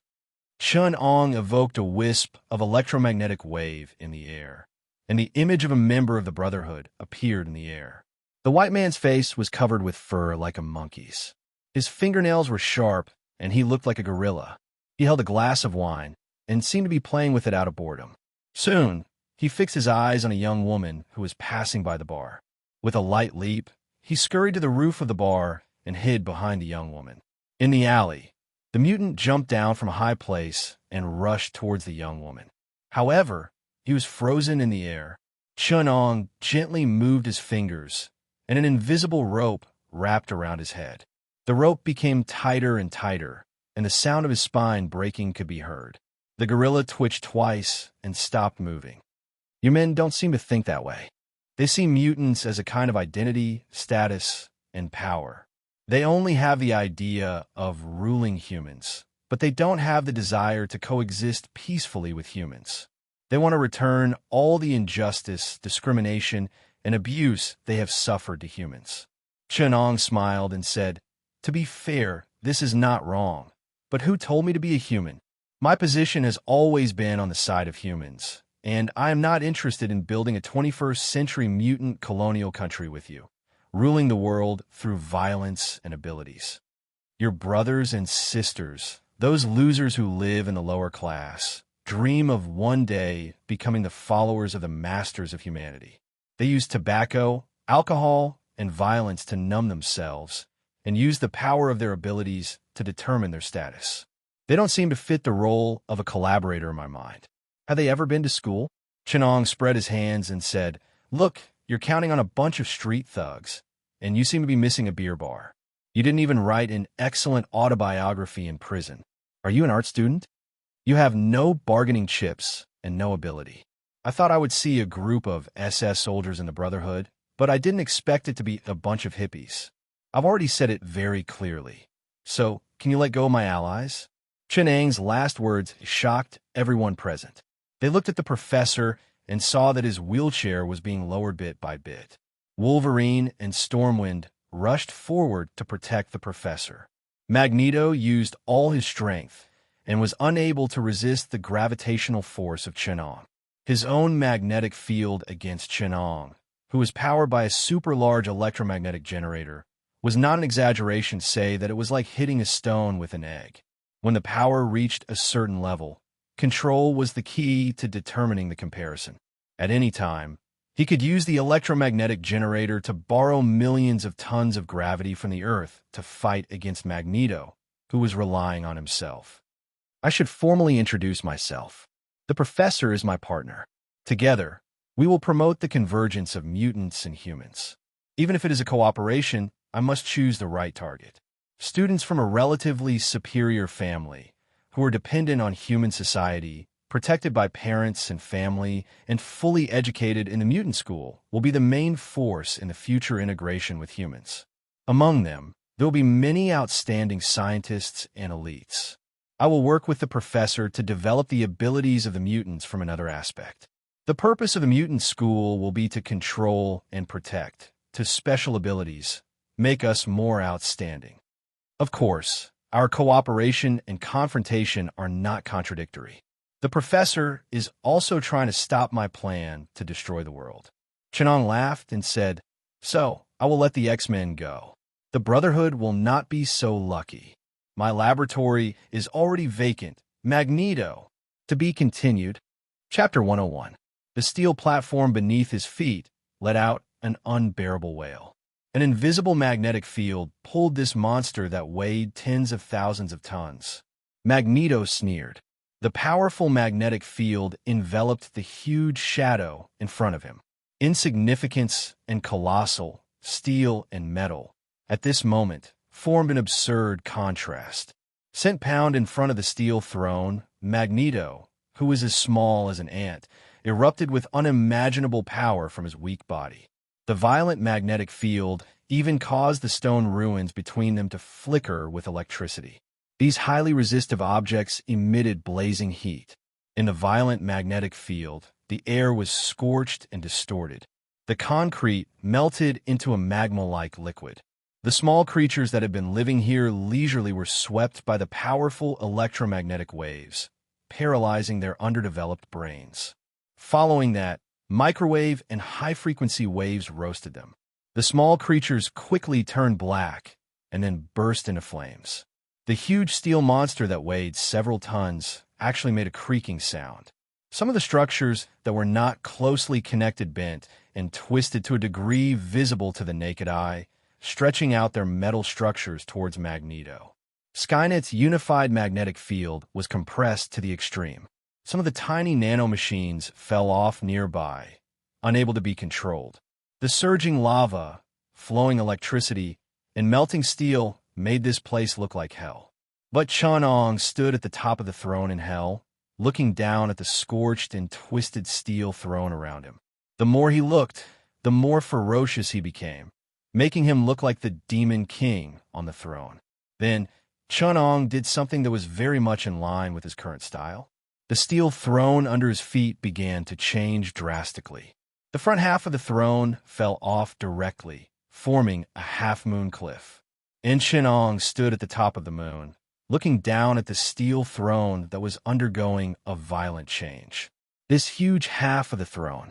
Soon, countless unique technological structures appeared on its body, like a gigantic object pieced together from many modules.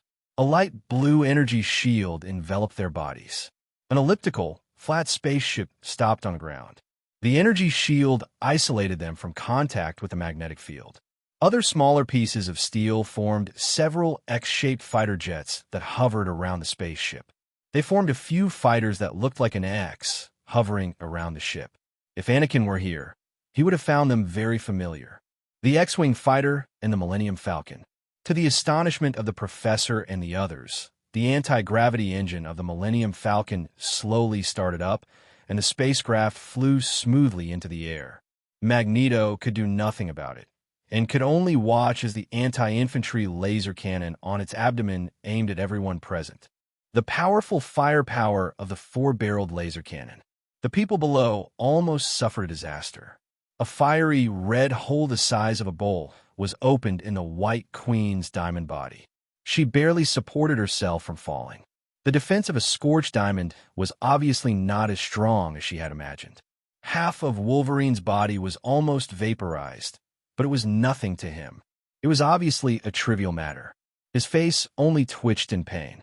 Half of his body recovered, as if time was flowing backward.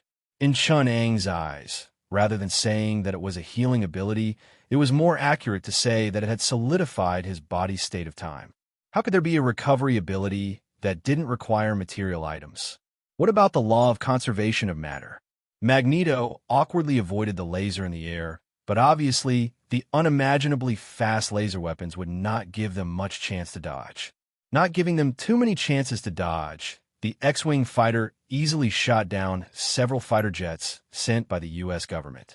The titanium alloy body was as fragile as paper. The fighter jets skimmed over the water and hit the aircraft carrier parked outside New York Harbor. 3 X-Wing fighters formed a formation and destroyed the First Fleet's formation. The desperate soldiers stood on the sunken steel tomb. General Hank, who was leading the team, connected the call with Washington and roared crazily. "What kind of enemy did you make us face? Aliens? I saw the Millennium Falcon and the X-Wing fighter. Next time, please send the Jedi to carry out the mission." There was only silence on the other side. A solid steel missile hit his ship. The general was surprised to see that the missile melted on the hull. Whether it was the warship that was flooding or the aircraft carrier that was about to sink, an invisible change was taking place. The soldiers were surprised to see that the core of the nuclear-powered aircraft carrier emitted a red light, and a keel that was not on the design plan was spread out on the warship. The warship made a sound of being overwhelmed, and the soldiers who fell into the sea were surprised to find that they were taken off from under their bodies by a giant steel hand. The aircraft carrier stood up on the sea. It transformed into a huge robot and carefully placed the soldiers on some intact lifeboats. "Go, poor humans, leave the battlefield." The steel giant showed a strange and kind smile. He pulled out the alloy sword behind him and pointed to the center of Manhattan. "I am Optimus Prime. Transformer attack." Shockwave reporting. Ironhide reporting. The surrounding cruisers and destroyers were like Optimus Prime, subservient.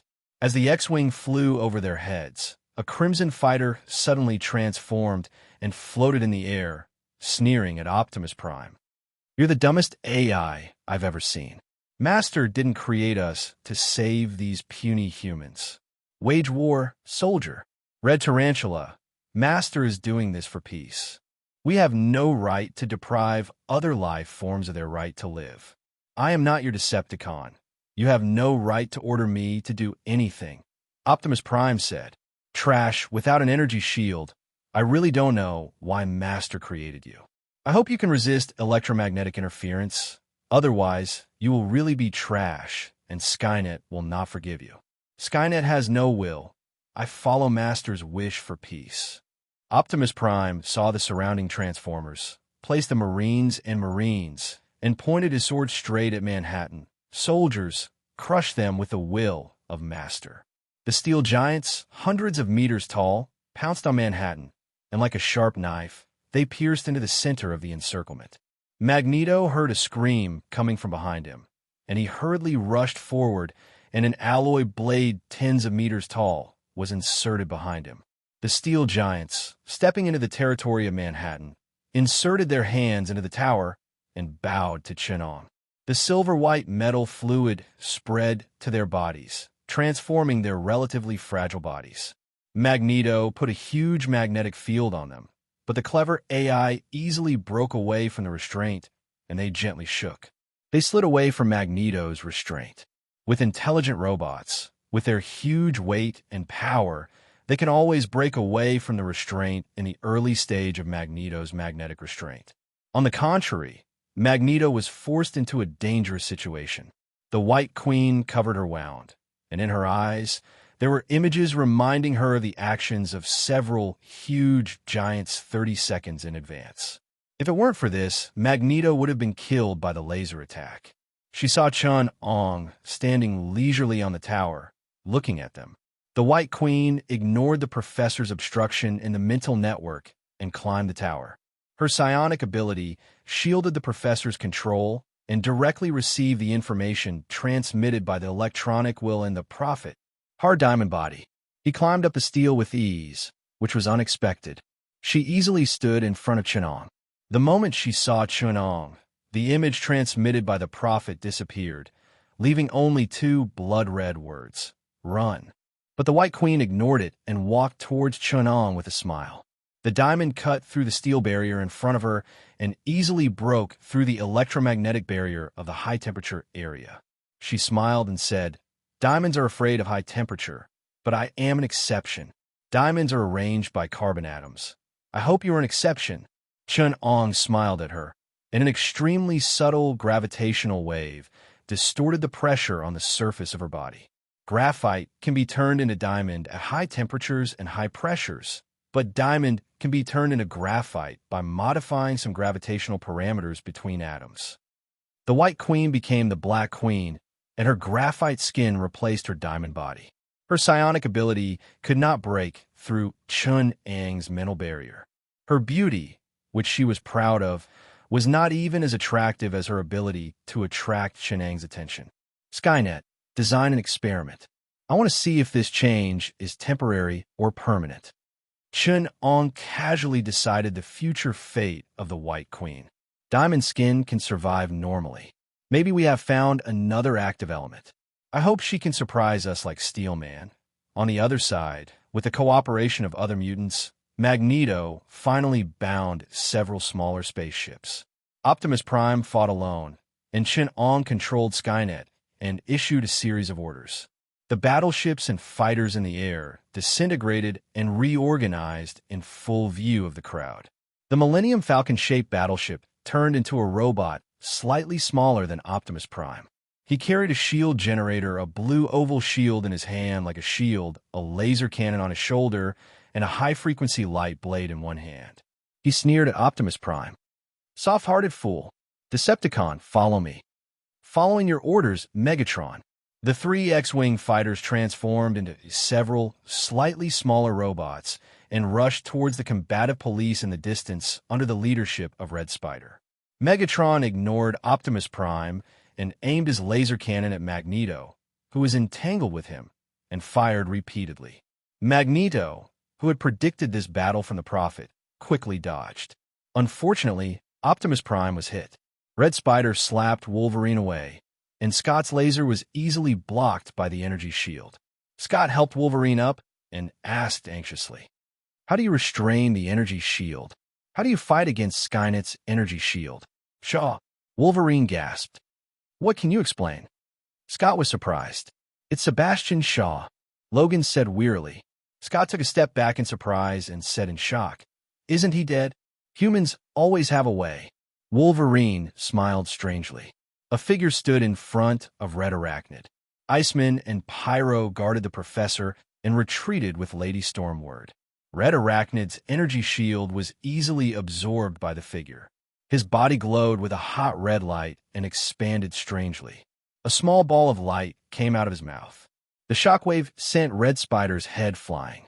His red palm broke through Red Spider's steel body and penetrated its chest. The hot palm melted the surface of the body and penetrated its energy core. Red Spider's laser eyes were extinguished. An agile steel man leaped over from afar and slashed at the figure with a long blade light. The energy of the high-frequency light blade was quickly absorbed by the figure. Wei Jintian let out a confused sound as he watched the figure dodge in front of him and throw the light ball in his mouth towards the figure's chest. Megatron blocked the attack with his energy shield, but Magneto had already restrained him from behind. The figure rushed toward his energy shield, trying to repeat the process, but an alloy knife rushed out from the side and cut him in half. For peace, Optimus Prime slashed the mysterious figure. Megatron also broke free from Magneto's restraints. For war and conquest, it roared and slapped Magneto away. Magneto, who blocked the blow with a magnetic field, was badly shaken in his internal organs. Blood oozed out of his mouth and nose, and he got up from the ground with some difficulty. He looked around. The Mutants Brotherhood's Demonis, Swamp, and Crocodile were forced into a corner by Ironhide and a few other spaceships. On the other side, Optimus Prime raised his sword and lifted Stormwind high into the air. Iceman was penetrated by Megatron's laser cannon. Although his elementalized body recovered from the damage, it was difficult for him to continue fighting. Pyro, Wolverine, and the two Decepticons were locked in battle. A feeling of death arose in Magneto's heart. He looked blankly at Chun-Ong, standing on the tower. From beginning to end, he just calmly watched them fight to the death without the slightest intention of making a move. Staring at the dead mysterious figure, Magneto lifted his mask, revealing the face of Sebastian Shaw. Chapter 102. The fingers of Sebastian's corpse on the ground suddenly trembled. Under the skin of his corpse, a layer of crimson light was flowing. No one noticed that the part of his body that was cut off at the waist did not bleed. Instead, a layer of black, unknown substance sealed his wound. Chun-Ong stopped Skynet's extermination operation. He even asked Skynet to stop reporting this situation to the combat units present. The ribs of Sebastian's upper body protruded from his spine and trembled like bone claws. The delicate carapace structure was like that of an arthropod. His head flipped upwards, and a crack appeared on his skull. A flesh cocoon struggled to break out from his back. A compound I was the first to break free, followed by a lower jaw, a grayish-black back, and a pair of wrinkled fleshy structures. A crouching worm struggled out of its upper body. It opened its fleshy wings against the wind, and two tentacles full of sensitive tentacles were nimbly probing the surrounding electromagnetic waves. The flesh moth that was half the height of a human flapped its flesh wings gently and rose into the air. It followed the electromagnetic waves in the sky and flew in that direction. On Sebastian's lower body, a worm that looked like an earthworm dug through the layer of flesh and burrowed into the ground. Chun-Ong looked at the two mutants and searched for their information in his mind. As expected, the two prehistoric creatures that were 80% similar to each other were recalled by Chun-Ong. "You guys really gave me a surprise," he said joyfully. The moth flapped its wings. In front of the huge Iron Man, it was not eye-catching at all. Its surface rippled with the color of flesh. The fine fluff changed its color and became very similar to the environment. The fluff blocked the electromagnetic radar of the Decepticon, allowing the moth to quietly fly above Wei Jintian's head. The flesh-winged moth popped out its bony claw-like mouth and stopped above Wei Zhentian's head. The moment the energy shield touched its body, the fluff outside its body seemed to have encountered a delicious meal. It greedily absorbed the energy. The energy shield on Wei Zhentian's body flickered twice. The moth's mouth probed into the circuit of his body. The moth was like a bottomless space. He was absorbing Wei Zhentian's energy without restraint. Under the stimulation of the energy, it grew even more structures, and its body fused with the steel in Megatron's body. The nanomachines that had lost their energy source were just some more intricate steel. It was easily fused with by these terrifying cells. Wei Zhentian was shocked. He aimed the laser cannon on his shoulder at the flesh moth and fired a few shots. The laser burned the surface of the flesh moth, but it soon shed its charred skin, and a silver-gray structure that was a combination of metal and cells appeared on the body underneath. Wei Zhentian grunted, and he forcefully separated the part of his body that was infested by the flesh moth. The steel that weighed several tons fell off his back. From the shedding tissue of the moth, it transformed again. However, this time, its body glowed with a metallic luster. On the other side, one of the Decepticons that was attacking the burning man collapsed, and a giant twisted flesh worm crawled out from its back. It aimed at another Decepticon and started shooting plasma. The twisted energy ball shot toward Chun-Ang's back. A man in black was clinging to the top of the tower. Chun-Ang only stretched out 2 fingers and pinched this extremely unstable plasma ball. The twisted gravity bound the plasma and maintained its stability. The energy intensity is not bad, but the efficiency is a little low. Plasma is the plasma. Without the restraint of magnetism or gravity, the energy dissipates too much and the speed is not fast. Although it can cause great damage, it is not an ideal weapon. Chun-Ang crushed the plasma ball in his hand, and 2 gaseous electric snakes coiled around his fingers. They kept swimming around his palm. Chun-Ang looked at the man in black, or the person behind him, and smiled. Compared to plasma, I prefer high-energy waves. They're directional, fast, stable, and the energy efficiency is also very high. The 2 electric snakes disappeared at his fingertips with a flick of his fingers. The man in black opposite him revealed his face under the mask. It was also Sebastian. His body began to turn into ashes. Chun-Ang used high-energy electromagnetic waves to precisely heat his body, destroying all biological tissues, leaving only some carbon elements and trace elements. The second, third, and more men in black appeared near the tower. They swallowed the energy around them and turned it into their own moving energy, approaching the tower at an amazing speed. Chun-Ang finally moved. He stepped out and came to the opposite side of Magneto. The magnetic field passed through his body, but it was repelled like it was insulated. I can't play anymore. I'm going to clear the place. Chun-Ang laughed. Magneto snorted coldly. I hope you won't regret your choice today.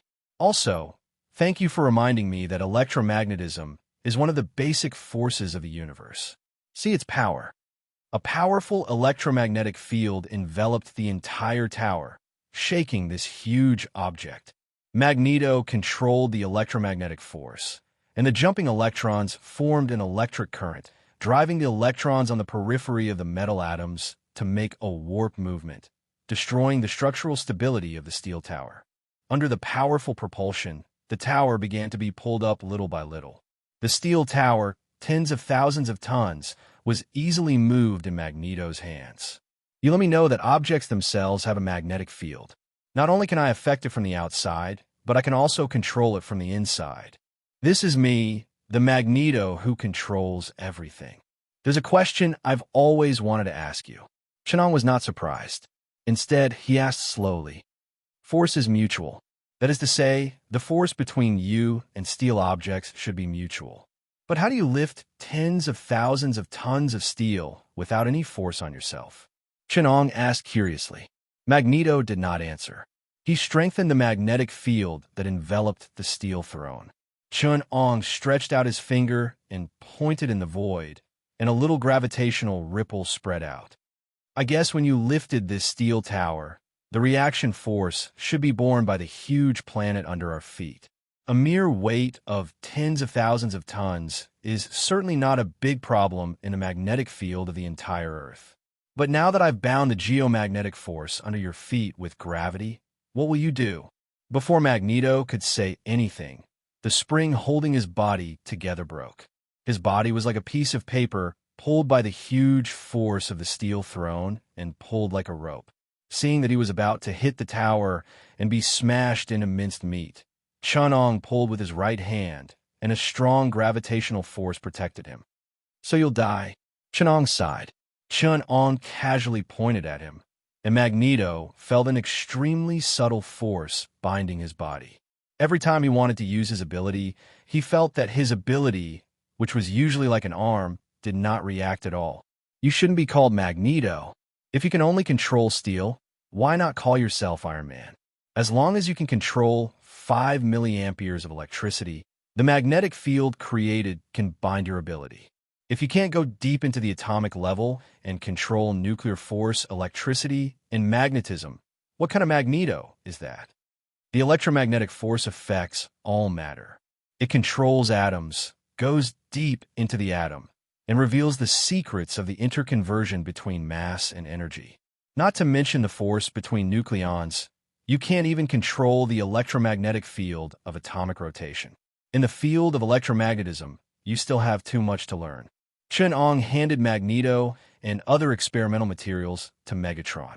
Megatron had transformed into the Millennium Falcon spaceship, and inside, it was Chun-Ang's laboratory.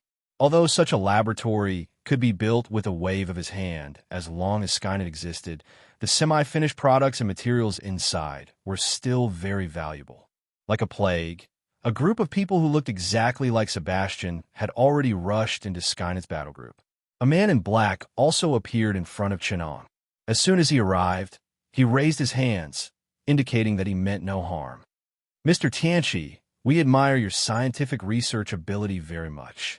Although you have done some irrational things before, everything can be forgiven, right? There is no conflict between us, and there is a strong complementarity between us. There is no need for us to choose confrontation. I think cooperation is a win-win situation for both of us. We have materials and a lot of resources, and you have countless ideas. Skynet has proven your ability, but it is unrealistic to rely on it to rule the world. The emergence of mutants can be traced back to thousands of years ago. You are not the first person to discover their potential." Chun-Ong knew that the man in front of him was just a communication device, and the real mastermind was talking to him through this body. They were the masters of the capital world, and they had great power and influence. Even Chun-Ong didn't expect that they had already broken through the technology of cloning. This was not only a scientific problem, but it also involved ethics and human experimentation. Playing with life was too much of a violation of experimental ethics. Even Chun-Ong, although he was making steady progress in the development of this technology, he had always lacked the ability to realize it. Now someone had given him the ready-made technology. "Sebastian's clone, your scientific research ability is worthy of recognition. In terms of genetic hybridization, you are even ahead of me. Darwin, the mutant, has the ability to adapt to the environment. It's very creative to combine ancient genes with this adaptive arcana and graft it on Sebastian. But you must have encountered obstacles in the adaptation of the two abilities. In your eyes, Darwin's ability is undoubtedly a kind of evolution, but you can't combine the two abilities organically. You can't combine Sebastian's ability to absorb energy with Darwin's ability to evolve. Create a super creature that has energy and can constantly adapt and evolve." The voice on the other side was stunned for a moment, and then laughed. "It is indeed Apocalypse. You have figured out the direction of our experiment in just a few minutes." "You are wrong." Chun-Ong looked at the clone in front of him. Gravity gently controlled the genes in his body, and Skynet under his feet manipulated the extremely subtle electromagnetic force to control his cells, imitating the bioelectricity in his body. The voice on the other side found that he had lost control of the clone, but he was not surprised. "This experimental body is a gift from Mr. Apocalypse." He replied politely, and the last syllable was a little upturned. Chenong could hear the pretentious, aristocratic tone. To be continued. Chapter 103. You've made a mistake. Darwin's ability is not evolution, but atavism. You've made a mistake. He excavated the genes of ancient creatures in his body and transformed them into corresponding abilities. Fish, birds, shells, these ancient creatures have adapted to almost all the environments on Earth. Their genes have been passed down and exist in our bodies. The best reading experience is in Phoenix. Chun Ong controlled the clone in front of him to degenerate into an orangutan with slender arms, thick body hair, and agile movements. Then, a pair of wings grew on his back. His sternum and body shape also changed accordingly. His bones became hollow, and his body became slender. Under Chin Ang's feet, the electric current provided him with energy. Darwin excavated this power and developed this treasure house. He can transform ancient creatures, but as long as he falls into an unfamiliar environment and leaves Earth, this ability will not be able to adapt to the environment. You should have experimented whether they can't survive in a vacuum. They should not be hibernating. They can only imitate anaerobic bacteria or degenerate into cyanobacteria. The voice on the other side was silent. He forced a smile and said awkwardly, "You've guessed right again, Mr. Apocalypse. But are you going to agree to our conditions?" Sebastian had degenerated into a velociraptor. His cold eyes stared at Chun Ong with a trace of fear, as if he had met a higher-level creature on the food chain. "I should thank you for providing me with an excellent material to decipher ancient genes. More than 90% of the genes in the human body are hyperactive genes, but they are not superfluous to the previous evolutionary path. With this ancient genetic treasury and living teaching materials for evolution, I can continue experimenting with some of my ideas. I thought we would have to wait until the gene bank is built." Chenong said happily. "So Mr. Apocalypse's proposal is, you are the top elites of mankind. Unfortunately, you are determined to maintain the existing order. To protect your interests, you refuse to progress, or rather, refuse that is not conducive to your progress. But I won't do anything for some inexplicable people. Slow down my advance on my feet. So, I'll only give you one choice. Adapt to the changes I bring, or destroy. Mr. Tianchi, do you need to reconsider?" The voice on the other end of the line stiffened. "Will you consider my choice?" "Of course. You don't need to tell me. I don't care about your choices, because that's your business. I'm just going to do it. You can choose." Chenong smiled. The voice on the other side became cold. "I hope that the next time we talk, you will be calmer. Goodbye, Apocalypse. What did you do to me?" That voice quickly spoke again, flustered and exasperated. "It's useless for you to threaten us like this. It doesn't matter if I live or die. You will only invite more painful revenge. Why do you think this call is so important? It's under your control, and the call is between both parties. There are some things that I want you to see."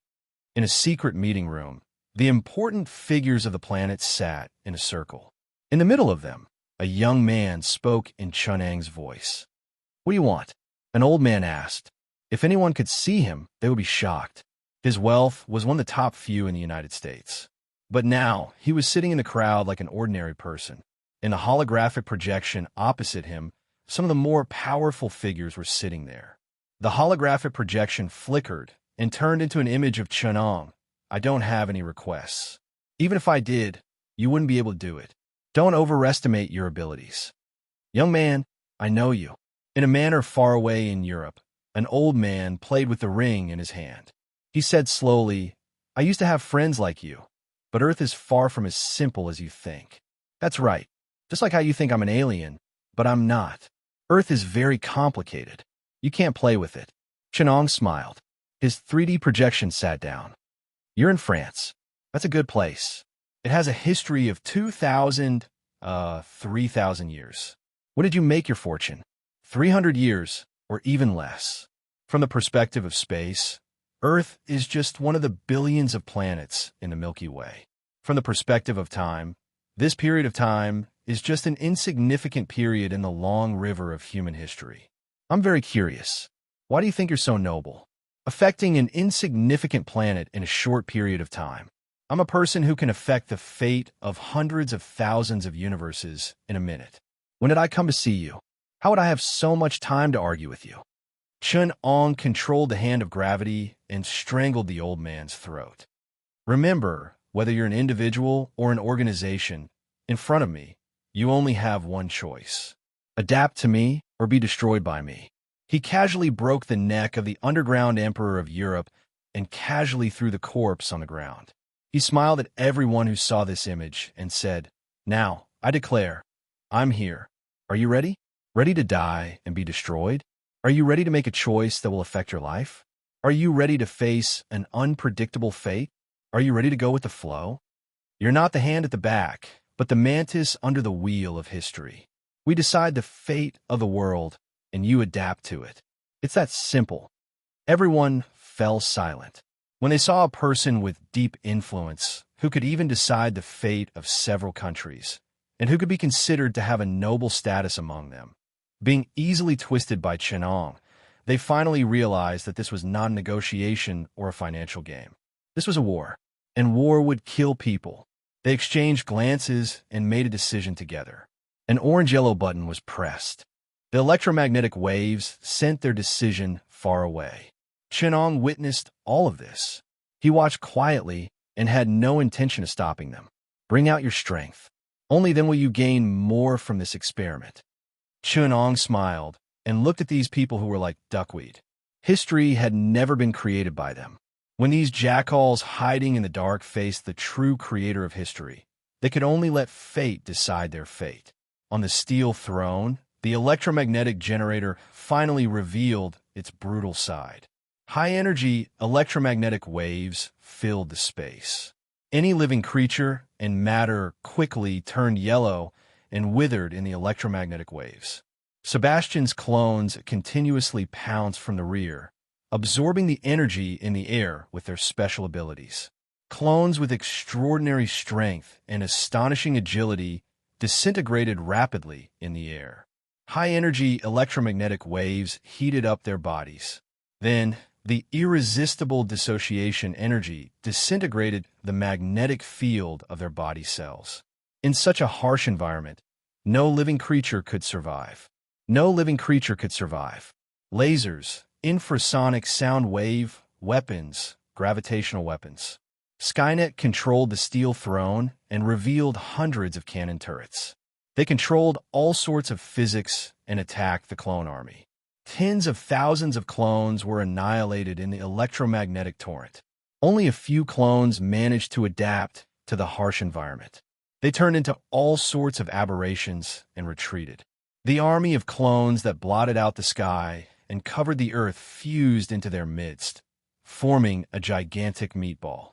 This strange creature with no eyes and no mouth braved the destructive attacks of Skynet to advance. Its body was continuously destroyed, but it regenerated again and again. With the endless resources of the clones behind it, it expanded its body crazily and extracted energy from Skynet. Most of Skynet's weapons could no longer harm this creature that was like an energy black hole. However, this creature was still plundering energy in matter. The steel that it devoured would no longer be used as raw materials. Instead, it would fuse with the huge creature. Skynet was getting stronger as it fought. This was the first time they encountered such a logistics black hole. All of their advantages were useless. The destruction of Skynet was right in front of them. Phagocytic cells. Interesting, Shannon commented. In the distance, Scott suddenly turned to Wolverine. Can Skynet do anything against such an attack? Its destruction seems to be right in front of us. Skynet will never be destroyed. As long as there's one iron ion left on Earth, it can survive. Even if there's no iron ion left, it can develop into another form. Logan sighed. It might be heavily injured and go into hiding for a period of time until it surpasses its opponent's technology. Logan hesitated again. He frowned. Even if it's the first generation of Skynet, it shouldn't be this weak. Its reaction isn't intense. There are many advanced technologies that it hasn't brought out yet. What technologies? Lady Storm's word frowned. Superluminous particle acceleration, spatial distortion, atomic shock bombs, solar fusion strikes, gravity wells. What are these? Lady Storm's word was a little dizzy. Space physics and energy physics aren't up to par. It's better not to think about these. Let me think. What clone army will be added to Manhattan in the future? I remember we only encountered it when Skynet was developing its global strategy. The timeline has been messed up by us. The first Skynet base in Manhattan was built because Houston Observatory. A researcher ran over in a hurry and accidentally fell to the ground. The people behind him ignored him and stepped on him. Dozens of researchers in white coats ran around the observation room in panic. A white-haired old man shouted at the sky, "Ah, the apocalypse is here, it's here. Washington, this is Houston. We're observing an asteroid with a diameter of 20 kilometers approaching Earth. It's moving very fast. We only have 3 minutes left. The landing point is New York, Manhattan. It can split the entire Americas into 2 continental shelves. We humans will be the second dinosaur. It's too late. Even the nuclear bombs are too late. It's not a matter of the number of deaths, but whether humans can continue to exist. The United States is finished. Humanity is finished. Its power can't be compared to tens of thousands of nuclear bombs. There's nothing we can do. I say, let God bless us. God bless the United States." Wolverine dropped the cigar in his hand. He said in a daze, "The first Skynet base was built from a metallic asteroid with a diameter of more than 20 kilometers. That's why it's called the Swallowing Star. There's no meteorite here." Lady Storm's word was confused. Scott scratched his head. "Wait, you mean this meteorite fell now? The super technology here is the gravity well. No wonder Skynet didn't react. It's adjusting the parameters of the gravity well. Most of its experience was spent on the asteroid. Will the 20-kilometer asteroid destroy New York?" Lady Storm's word asked anxiously. "There are millions of people here. Apocalypse is a lunatic. Not New York, but the entire world." Wolverine sighed. "It's going to destroy the world with a meteorite just to destroy a monster. God, can we stop it? It's too late. But we don't have to worry. The world wasn't destroyed last time. It might not be the same this time, right?" Wolverine pretended to be relaxed. "You lunatic. There wasn't a clone army last time, but now there is. There wasn't a monster last time, but now there is. We can't just sit here and do nothing. God, what's your name?" Lady Storm's word put her hands together and prayed sincerely. At that moment, the people of the American continent felt something strange above their heads. A strange vibration came from the sky. In Houston, the researcher sat on the ground. His forehead was drenched in sweat. He said to the lady from the White House on the other side of the phone, "The meteorite is about to enter the atmosphere. It's entering very smoothly. It's the best angle. It's a success in one go. In 3 seconds, we'll be able to enjoy the Earth's great opposition. This is the beauty of the apocalypse. Dear, what's your name?" The people of New York looked up and saw the sun falling. A dazzling sun fell towards them. It was brilliant and extremely beautiful. It was like a meteor streaking across the night sky. The meteorite fell from the sky and burned itself. For a moment, human civilization might be just like this meteorite, short but brilliant. In the conference room, everyone sat paralyzed on the ground and looked at the approaching asteroid in the 3D projection. These noble big shots were sweating profusely. They looked like dogs that had fallen into the water. In their hearts, they wished they could turn back time and never provoke this lunatic apocalypse again. To hell with the clones. It can be discussed. Everything can be discussed. A few of the most powerful people on Earth begged. "We could take a step back. You don't have to destroy the asteroid. Stop it. Please, I beg you." They could already see the outline of the meteorite. An old man collapsed on the ground and clutched his heart. "You lunatic, no one would do something like this." Chun-Ong stood on the top of the throne. The impact of the asteroid blew his hair away. "I'm the enemy of the world and the savior of the world. P.S. Seeking monthly tickets and subscriptions. Everyone, please don't let my ass get blown up." Chapter 104. It was noon in New York, but it was late at night in Beijing. 3 River Pavilion. The people who slept late were surprised to see that it was dawn in the east. The sun fell from the sky, bringing flames and light back to the place where it rose. The golden flames and dazzling light illuminated the land to the east, then swept over the sea, the wilderness, and the mountains, falling toward the east coast of America. This was the sun that cut across the sky, and it was also the demon god in golden feathers. At this moment, the whole world suddenly fell silent. The people in power who could easily decide the life and death of a country, the big shots who attacked a country in the financial market, at this moment, could only pray with their heads in their hands. Power, wealth, and even strength and ambition seemed so laughable and insignificant in this world-destroying disaster. These people in power who felt that a disaster was imminent were extremely envious of the ignorant, ordinary people at this moment. At least they did not have to experience the feeling of suffocation and the countdown to death, and they did not have to deeply feel their own powerlessness. The American Air Force on the West Coast took off. They received orders from their superiors, and in just 2 minutes, they took off with strategic weapons. At the same time, 2 nuclear missiles with a yield of more than 25 million tons set off from the base in the Rocky Mountains, forming the second line of defense. Several strategic-level mutants received an emergency notice and formed the third line of defense. In just a short minute, 3 lines of defense. To destroy a metal asteroid weighing hundreds of millions of tons, and, at the same time, to ensure the safety of Earth, this was simply an impossible task. The fragility of the atmosphere could make their actions suicidal at any time. The nuclear weapons of the United States could destroy the living environment dozens of times, but they could not do anything to protect themselves. Are you crazy? Detonating a nuclear bomb in the stratosphere, with a yield of 25 million tons at that. Do you know that doing this will shroud the whole world in nuclear waste? Within 50 years, the global safety level of radiation will seriously exceed the limit. You are turning the whole world into a Nobel. The president pulled the military representative's tie. He waved his fist, and his expression was extremely fierce. Without my order, who allowed you to do this? We did not have time to ask for instructions and directly initiated the emergency filing. This is in accordance with the law. The military representative's expression was gloomy. He snatched the tie back from the president and said solemnly, "No matter what the consequences are, we first have to survive. Spending the rest of my life in a nuclear base is much better than being destroyed by a destructive tsunami brought by a meteorite." The military representative thought to himself. He could definitely hide in the nuclear base with his family, but he might not be able to survive the collision. How could something that could wipe out an entire biological era be so easy to deal with? In this case, the choice was obvious.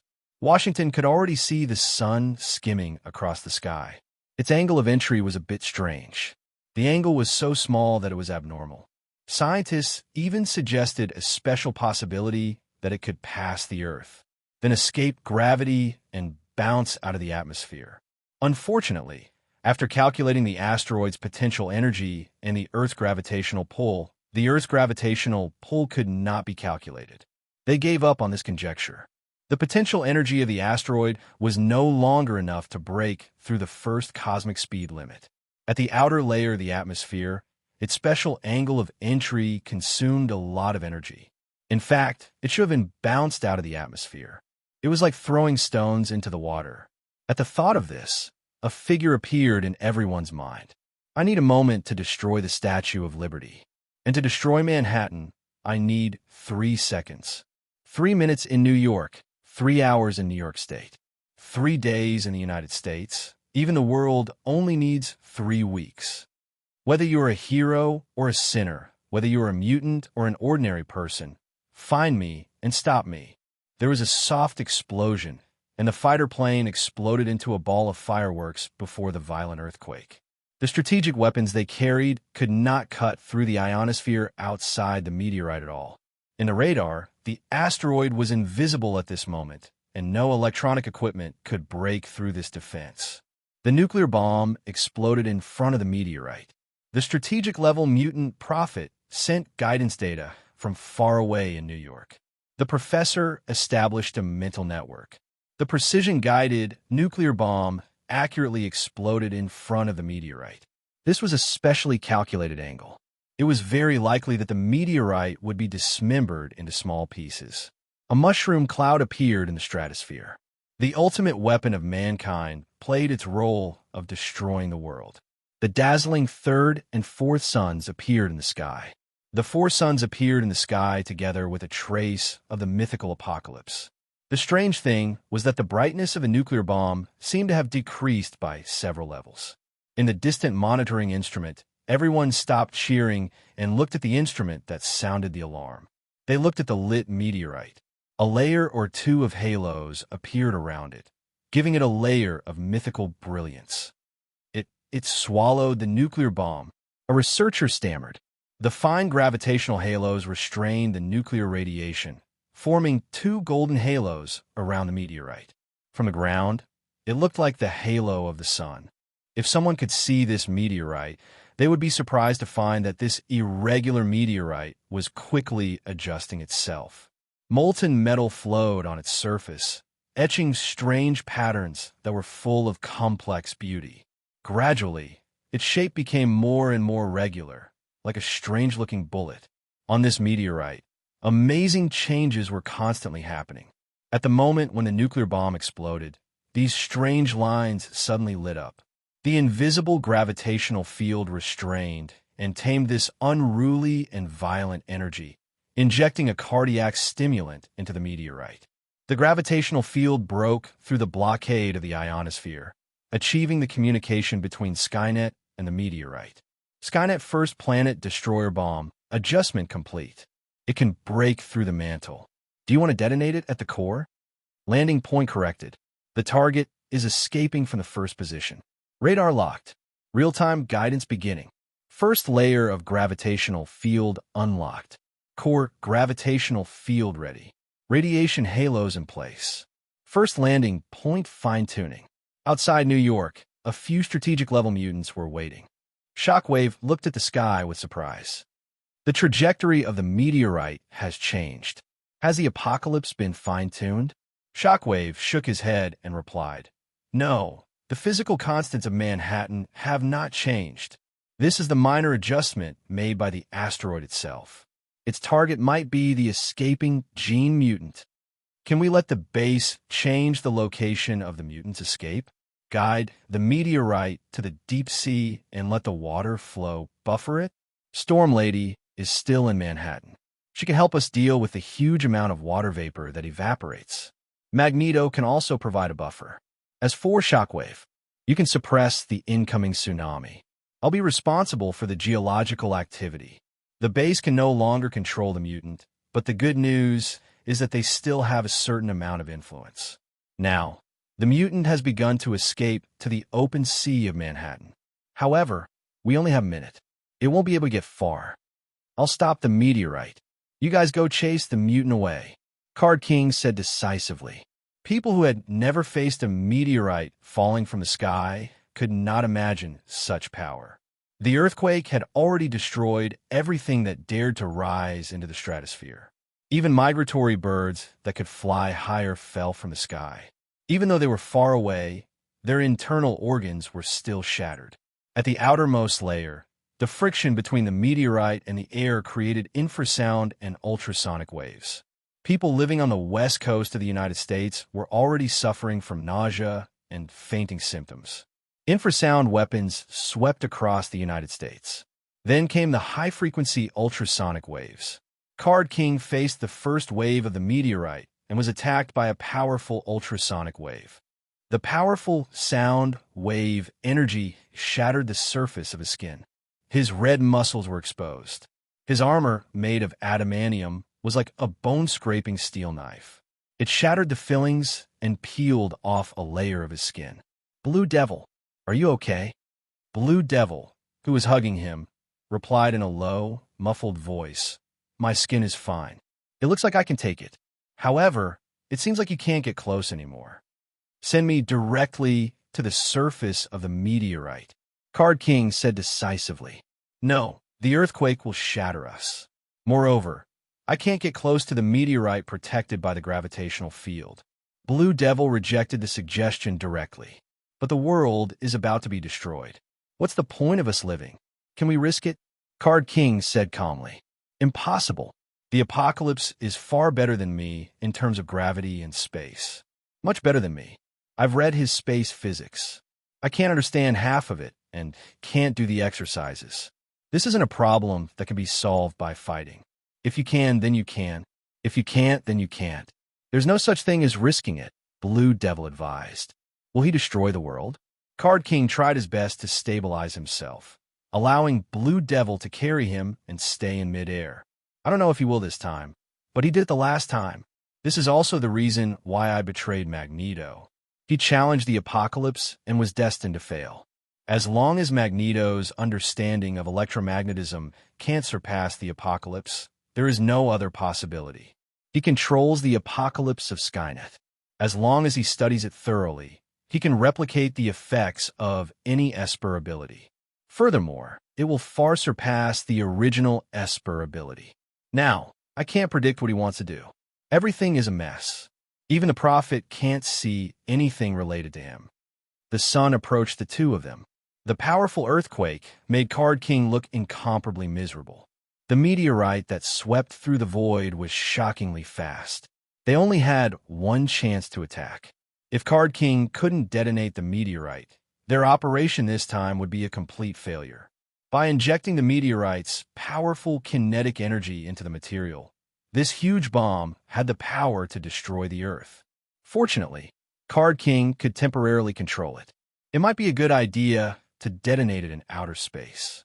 Card King, who had given his all, finally approached the meteorite. His body had already been scorched black.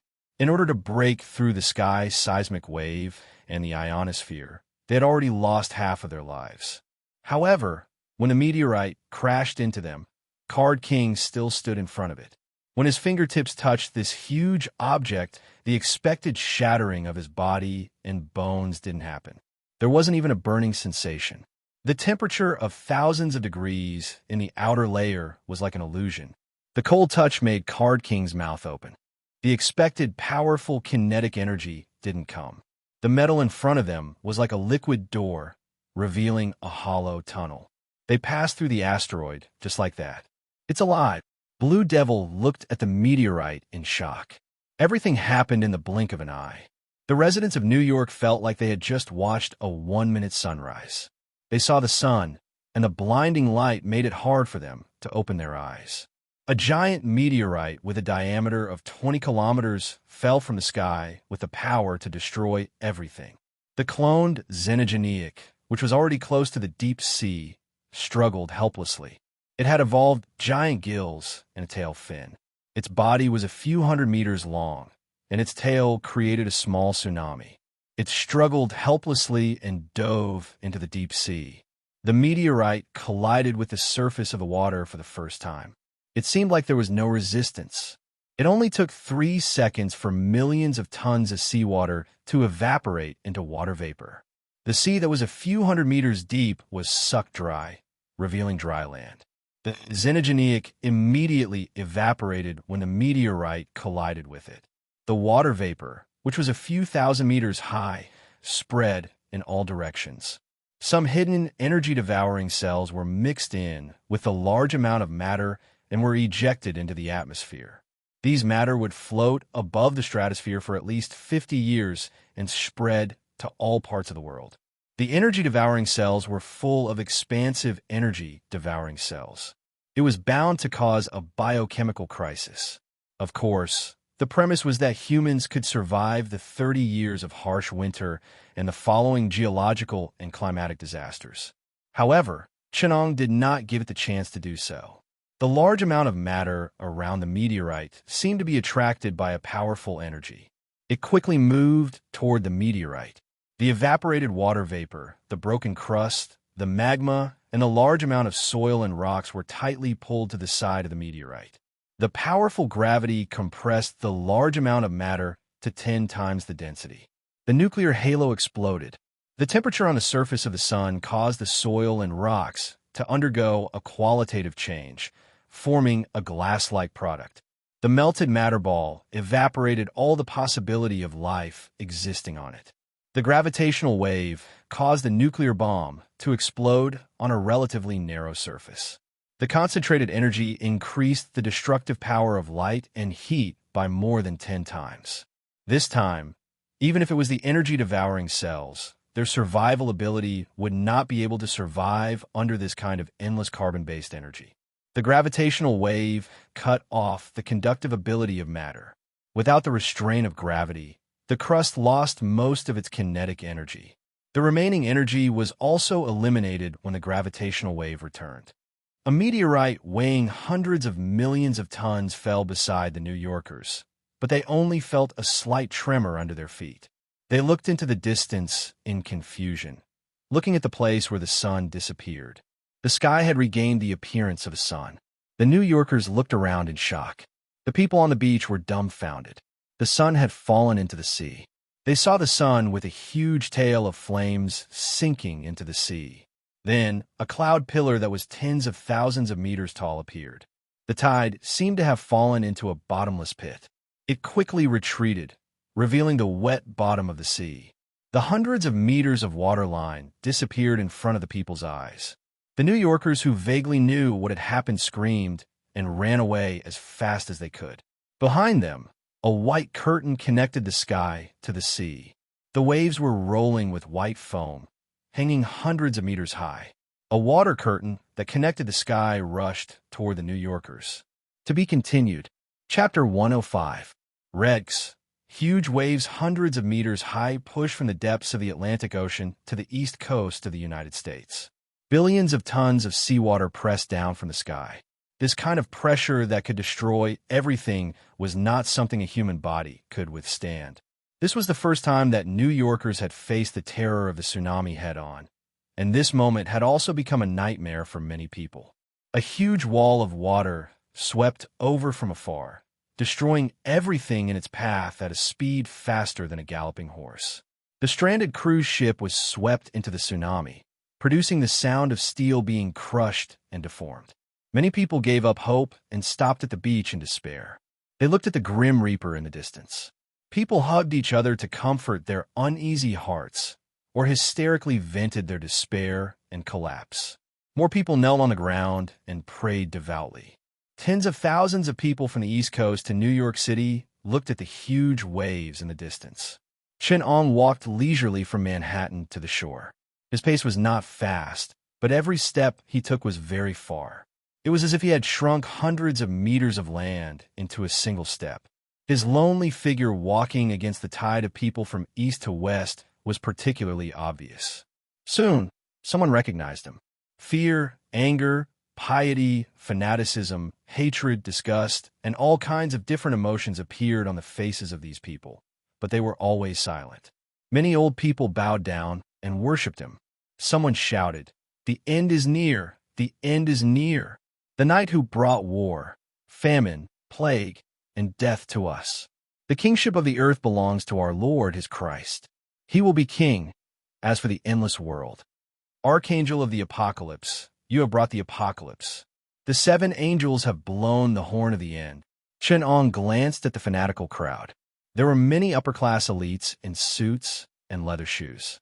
There were even intellectuals who had received higher education. They were fanatically chanting the words of the Bible, welcoming the arrival of heaven. The impending disaster and death destroyed their spirit. When people were desperate, they would instinctively look for a new spiritual pillar to support their spiritual world. They would place their hope in an illusory religion to comfort themselves in fear. In history, many fanatics were born this way. "You murderous devil, madman, monster, get out of my way."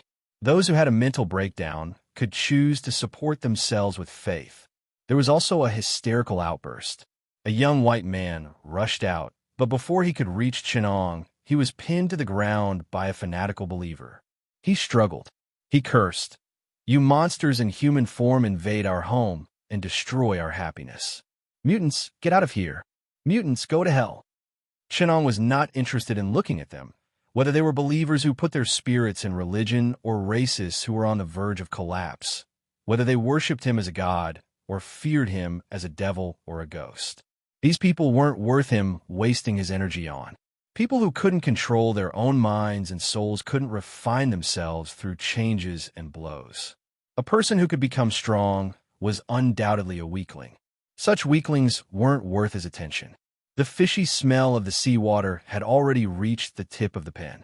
The splashing water droplets had even splashed onto the skin of the people closest to it. The cold water droplets. It fell from above like rain, bringing with it a fishy and salty smell, rumbling as it rolled down. The huge wave that came crashing down like a mountain stopped in front of Chun-Ong like a huge wall. The giant water wall that stretched for hundreds of miles and the monstrous waves that were hundreds of meters high surrounded the periphery of New York like a wall. The huge amount of seawater brought with it a heart-wrenching pressure, but it was solidified into a dark blue curtain wall. As Chun-Ong walked forward step by step, the seawater parted to form a wide passage, revealing the dry ground at the bottom of the sea. Corals and aquatic creatures were exposed to the air, and the cloud pillars in the sky shone brightly. The passage was so wide that it could pass through 8 carriages and extend into the distance. At the end of the passage, the Skynet base broke out of the glassy shell. It was a huge volume with a diameter of nearly 20 kilometers. The dark blue anti-gravity engine under it vibrated slightly, and the huge base floated into the air. The Millennium Falcon spaceship entered the base. Everyone watched as the huge water screen slowly closed up. The turbulent sea surface became extremely calm. Even the huge tsunami that was hundreds of meters tall gradually subsided. The clouds dissipated and the waves receded. The floating metal island reflected the brilliant rays of the sun. All of this made everyone feel suffocated. In the Congress of Washington, the president faced the Congress members with serious expressions. He cleared his throat and said slowly, "Ladies and gentlemen, just yesterday, we brushed past the most dangerous and destructive disaster in human history. This is far more dangerous than the Cuban Missile Crisis. It is a deep threat to the survival and continuation of mankind. The United States has reached its most dangerous moment. We are facing the most dangerous technological product since the explosion of knowledge. People who love peace all over the world will not sit and watch this dangerous development and growth. This is a new war, a war that concerns the life and death of a country, the survival of a race, and even the survival of mankind. We are facing a silent declaration of war. Our opponent is not a person, not a mutant, but a new civilization, a new race, an intelligent life created by mankind. Our war with it has already started at a low intensity. This war is not about compromise and interests, nor is it about freedom and dictatorship. It is a war of civilization and survival. Gentlemen, it is time to face up to all of this. We have already suffered several defeats, military defeats. It has taken over the heart of New York, the most brilliant jewel in the crown of the United States. We cannot ignore it because of coexistence. We cannot have illusions because of a short period of peace. The most dangerous moment has arrived. Let us open our eyes and take a look. Look at everything that has happened. Ladies and gentlemen, do you still think that this war has nothing to do with you? As the president, I am issuing the first presidential order of the year. All of the people of the United States, regardless of whether you're white or black, middle class or working class, mutant or ordinary human, unite. Everyone present looked solemn. They stood up straight, and the applause that lasted for a long time resounded in the Congress. The two parties that had been opposing each other for a long time stood together in the face of serious threats to the interests of their own class. The most powerful system on Earth, the war chariot, was slowly moving. With the power of human beings, can they stop it? The Anti-Discrimination Mutants Protection Act was passed. After Chun-Ong proved the terrifying potential of the mutants, they quickly got the corresponding status. Chun-Ong proved that the mutants not only had destructive power, but also a more threatening creative ability. These mutants with all kinds of strange abilities, who knew what they would create. Today, the mutants all over the world set off the study of physics and biology.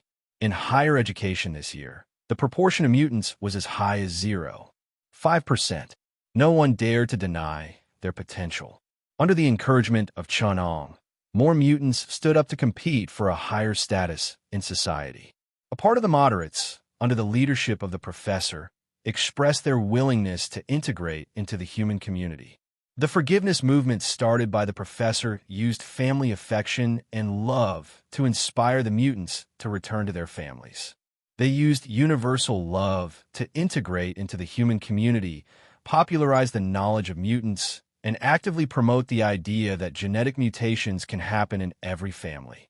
Defend the human rights of mutants and protect our children. After the professor proved that the origin and mutation of mutants was random, they and the American Mother Alliance launched the forgiveness movement, which allowed thousands of homeless and runaway teenagers to return to their families. The idea of mutants returning to their families broke out. Although the forces of discrimination were still strong, this time, the professor's point of view was finally recognized by mainstream society. A large number of mutated humans began to cooperate with the government to carry out mutual scientific experiments and learning. Many of the mutated humans at the bottom of society obtained the opportunity to be funded by the state.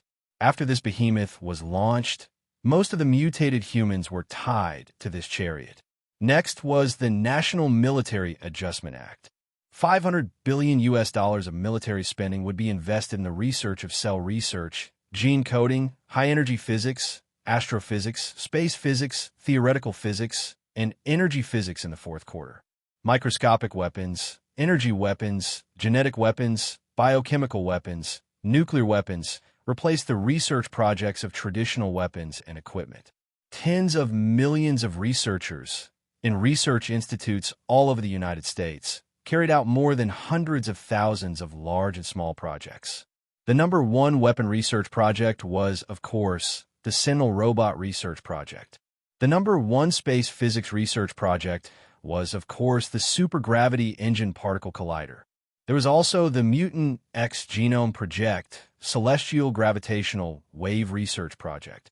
Countless interesting, bizarre, and even absurd projects were filed because of one possibility. Even the remains of the Skynet robots were secretly studied. In some dark corners, the forces from outer space were ready to make a move. Reducing the military and equipment, focusing on the development of new science and new weapons from North America to Europe, from South Asia to East Asia, a very extensive scientific cooperation was finally facilitated by the attack of Skynet. The Skynet base launched from the moon launched low-intensity wars at the world's resource points. It provoked the world's military forces. The most mature biochemical weapons were quickly developed. America's cloned superpower weapons, biochemical soldiers, Europe's Angel Project, Perfect Soldier, Asia's China's biochemical implants, and Japan's human body modification. The mutants' tactical superpower genes were quickly researched and developed. These biochemical plugins with genetic chains could be popularized. Super speed, super strength, super recovery, sharp observation, telepathy, electromagnetic control, flame control, acid control, and a few superpowers that were most beneficial to metals were quickly developed. In those remote resource points that were difficult to develop, the biochemical troops and Skynet had limited contact and war. A new generation had begun. To be continued. Chapter 106. Rex, Magneto, and Demonis had already been injected with the evolution elixir. The complex genetic code and electromagnetic physics revealed a deeper layer of the truth of the world. Chunong had recently canceled his sleep time, using 30 minutes of meditation instead of sleep, and devoted most of his time to research. He had even unlocked the next level of intelligence in Skynet. With basic research, Demonis Matter Alteration Arcana, Matter Imitation Arcana, and Magneto's Magnetic Field Control Arcana were quickly digested by the metal life. Chunong's research on magnetic metals, metal magnetic fields, and atomic robots had come to an end. Skynet had started its third evolution. Atomic spin magnetic field energy allowed Skynet to have an endless supply of energy in places with gravity and magnetic fields.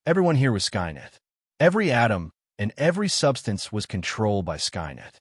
Even they themselves could not rule out the possibility of being turned into Skynet. The pure suppression of technology. These elites who had lost hope in mankind saw the reason for their despair with their own eyes. The Skynet religion was formed by scientists and elites who had lost their faith. They deified Skynet to fill the emptiness in their hearts. But what they did not know was that they, who had lost their faith, were not even of value to Chenong. Why? Why? I'm clearly your supporter. The human race is already an incurable race. They're filled with depravity and filth. They're existences that should be destroyed. Why do you still allow them to exist? I look forward to the day when you destroy the human race, even if I'm included. But why? Why didn't you do anything when you had such a great advantage? Before Evans died, he did not even feel regret. Instead, he felt a deep hatred for mankind. He questioned Skynet crazily. This madness even confused Skynet's artificial intelligence. The immature Skynet did not understand the self-destructive nature of mankind. It answered Evans' question, which was rare. Because intelligent beings are wealth. In the universe, there are tens of millions of galaxies. In the Milky Way, there are 2 trillion galaxies. In the solar system, the size of Earth is only 1/billionth of that. In the long river of time on Earth, the geological time is 5 billion years. The lifetime is 2 billion years, and the time for intelligent beings is only 10,000 years. Intelligent beings are the miracle of the universe. The universe does not lack living space and material resources. Mankind is Earth's greatest wealth. The Creator created me and imprinted the miracle of respect for life in my core. It took humans 50,000 years to learn how to use stone tools. It took them 5,000 years to enter the era of empirical science. It only took them 500 years to enter classical physics and 50 years to enter microscopic and macroscopic physics. But the end of life is death, and the end of civilization is destruction. There were countless species in this world, but most of them have gone extinct. No one knows what the next 20 years will be like. Will it be progress or destruction? The Creator hopes for progress, and that is why I am here. The progress of Earth is what the Creator hopes to see. The pursuit of knowledge and progress is the fundamental goal of civilization, and also the Creator's goal. Anyone who tries to stop this progress is my real enemy. After Skynet finished speaking, Evans felt that it was ridiculous. He stared blankly at his body disappearing bit by bit. The end of the world, the apocalypse, is just a scam. Skynet, you and mankind will be destroyed. I look forward to the day of judgment. Evans laughed as he was disassembled into atoms. Skynet fell silent and stopped all activities. The cruise ship was empty except for the crew. Nothing had changed. The silent Skynet was like a real ship floating on the sea until someone discovered it. Then, another legend of a ghost ship was spread. In Chun-Ang's lab, the primitive cells of Darwin and the cells of the demonic woman were placed together. Chun-Ang was conducting genetic deconstruction research, combining the demonic woman's genetic mutation ability with Darwin's cellular adaptability, and using the evolution elixir to open their mutation valve. Chun-Ang had opened Pandora's box. A type of abnormal mutation ability was born. It could be called an evolved species. With these cells as the base, Chun-Ang reshaped these creatures for the sake of evolution and survival. They combined the primitive genes of Darwin, the fusion ability of the demonic woman, and the ability to transform. They had the ability to recombine genes and evolve genes. They were already a terrifying species that could parasitize and absorb the superior genes of other creatures. However, these creatures were also combined with the telepathic communication ability of the White Queen, and Chun-Ang gave them collective telepathic consciousness. As long as they had the genes of the mutants, they could evolve into creatures with the corresponding abilities. They could parasitize and reproduce with just a little bit of cells. These creatures that were close to the aliens had the possibility of becoming the ultimate creatures based on their instincts. However, Chun-Ang still thought that this was a failure. It only took humans 5,000 years to evolve from the Bronze Age to microscopic physics, and the speed was getting faster and faster. Even he was not sure about the future of human civilization. However, these creatures, given tens of thousands of years of development, they might occupy the Milky Way and evolve in a cosmic life. But so what? They would still be a life without a future. This kind of parasitic species had no development potential and could only improve by destroying civilizations. It was fine if they encountered the weak period of intelligent life, but if they encountered the human civilization hundreds of years later, or some civilizations in the evolution period, they would be destroyed.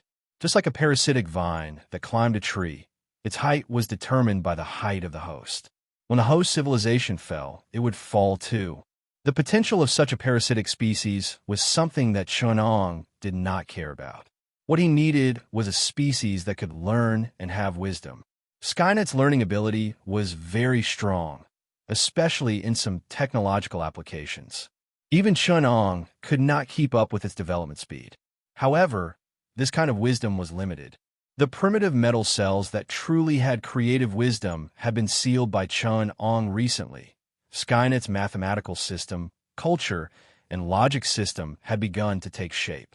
Of course, all of this was under Chunong's control, but Skynet had begun to evolve towards intelligent life. A new species should also have wisdom and a technological system, even if it was limited. Under this guidance, the mutants were born. This kind of social species that developed on the path of biochemical technology had the terrifying ability to evolve individually and develop a race, while retaining the parasitic ability of the aliens. Chunong added in the biochemical technology tree and wisdom enlightenment of the Zerg race. This kind of Zerg alien was named by Chunong as a mutant to be continued. P.S. 6,000 words completed. I wanted to publish all 3 chapters at once, but I overestimated my ability. The 3rd chapter is only 1,000 words. There's not enough time left, so I'll publish 2 chapters first. Chapter 107. In the Skynet base, in a well-equipped biochemical laboratory, countless embryos are suspended in a cylindrical glass column, soaked in a light blue nutrient solution. These embryos of different sizes and shapes have a cold, cruel feeling. These life forms that were created were like products, and they could touch the fear in the hearts of everyone who came here. The deep feeling of being dominated at will. Even when Magneto came here, his temperament was slightly gloomy. Obviously, the desecration of life here reminded him of the bad memories of his childhood. Those lifeless embryos, gray bodies, made Magneto feel disgusted, especially a few embryos that were close to humanoid, which made him feel depressed with nowhere to vent. In the empty laboratory, the cold experimental equipment, the lifeless experimental bodies, and the kind of bone-deep coldness and indifference. This made Magneto's anxiety close to madness. The strong uneasiness in his heart made him afraid to do anything here, but the accumulation of emotions has reached a dangerous critical value. After a long period of adjustment, Magneto has been able to face these things that represent his cold past, but this does not mean that he is happy here. On the contrary, everything here is stimulating his nerves and making him irritated. I don't know why you asked me to come here.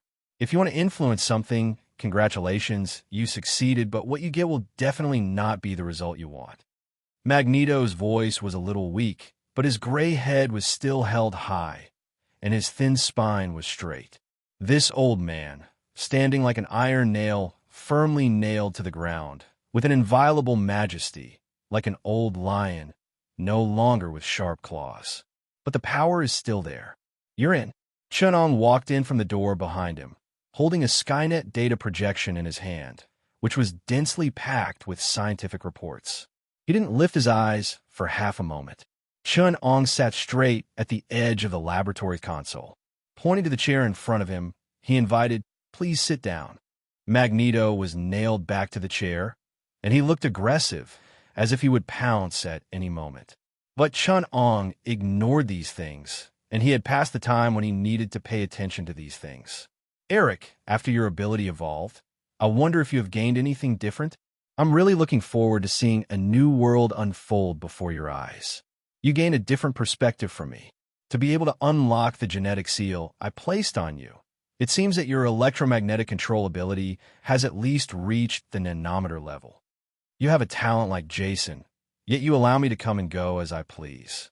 Apocalypse, you are too arrogant. This kind of pointless arrogance will eventually harm you. For people like us, the result is the most important. Don't restrict yourself too much. My hands and feet will be tied, and I won't be able to act freely.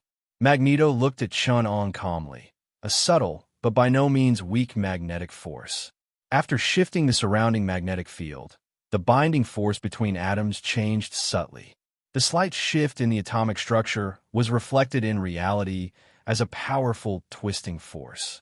In front of Chun-Ong, the iron dung weighing several tons was twisted into a fried dough twist. A huge alloy that was distorted beyond recognition stood in front of the two of them. Chun-Ong just gently pushed it away. So we are not the same kind of people. For me, the process is the most important thing. Or rather, my process is to practice the results I need. If a person is really moving towards a goal, then he won't say that the result is the most important thing. As for Jason's ability to control you, he can only make some puppets, fighting machines, control puppets. I don't lack these. It's such a waste. It's better to use them as experimental materials. The word experimental materials from Chun-Ang's mouth made Magneto, who had been calm all the way, raise his eyebrows. He looked past Chun-Ong and looked at the experimental materials around him. Behind Chun-Ong, in the largest colorless and transparent nutrition chamber, a black suddenly appeared on the glass wall. Magneto is sure that this is definitely not an impurity. Judging from a reaction of electromagnetic waves, it is a microscopic life form. Its population is expanding at an alarming rate, and black dots with small tails are suspended in the nutrient solution. These little lives began to discover the existence of the glass, and they cautiously probed it. In Magneto's view, it was somewhat laughably cautious, but their speed was not slow. It's just that their individual lifespan is too short, so only 20 seconds later, the probing turned into exploration. The little creatures pounced on the glass wall one after another, trying to corrode the glass with a little acid secreted from their mouths. In a few seconds, another group of them died. This time, they began to work together, extracting some chemicals from the nutrient solution, and began to explore the subject of chemistry. Magneto was a little obsessed as he watched. These small creatures, whose individual lifespan is only 7 seconds at most, accumulate knowledge of the world bit by bit in the early stage, from chemistry to molecular matter, from liquid physics to space physics. The 7-second life accumulates their exploration of the world with a kind of awe-inspiring terror. They developed acid civilization, liquid civilization, cultivated colloids, and synthesized their own nutrient solutions. In the 87th generation of civilization, thermohydraulic power machines were created.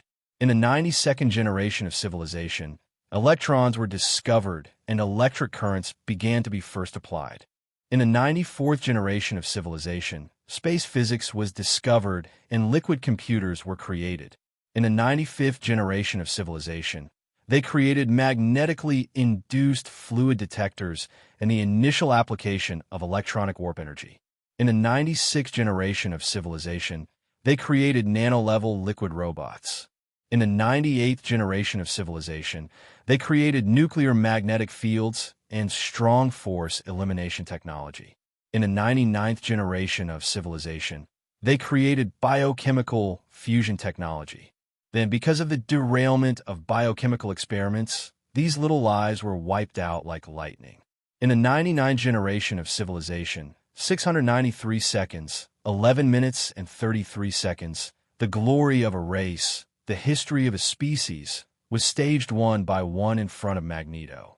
He saw with his own eyes these little creatures, from liquid chemical civilization to liquid power civilization, liquid electric civilization, and then destruction. The rise and fall of a civilization, a real history of the evolution and extinction of intelligent creatures. Such a soul-stirring experience shocked Magneto. Their greatness and insignificance, their creation and destruction, These species that seem to happen in different dimensions, small bodies, in a narrow glass box, staged an epic course of civilization. At some point, Chenong also turned around to look at the empty nutrient column. In the clean nutrient solution, no one could witness a species elegy that lasted only 11 minutes and 33 seconds. What a great civilization! The existence that used to live and die has so many wonderful possibilities because of the birth of wisdom. Chenong sighed. For such a small civilization, humans who have seen their history will feel reverence. Such a civilization evolution is beyond Chenong's expectation.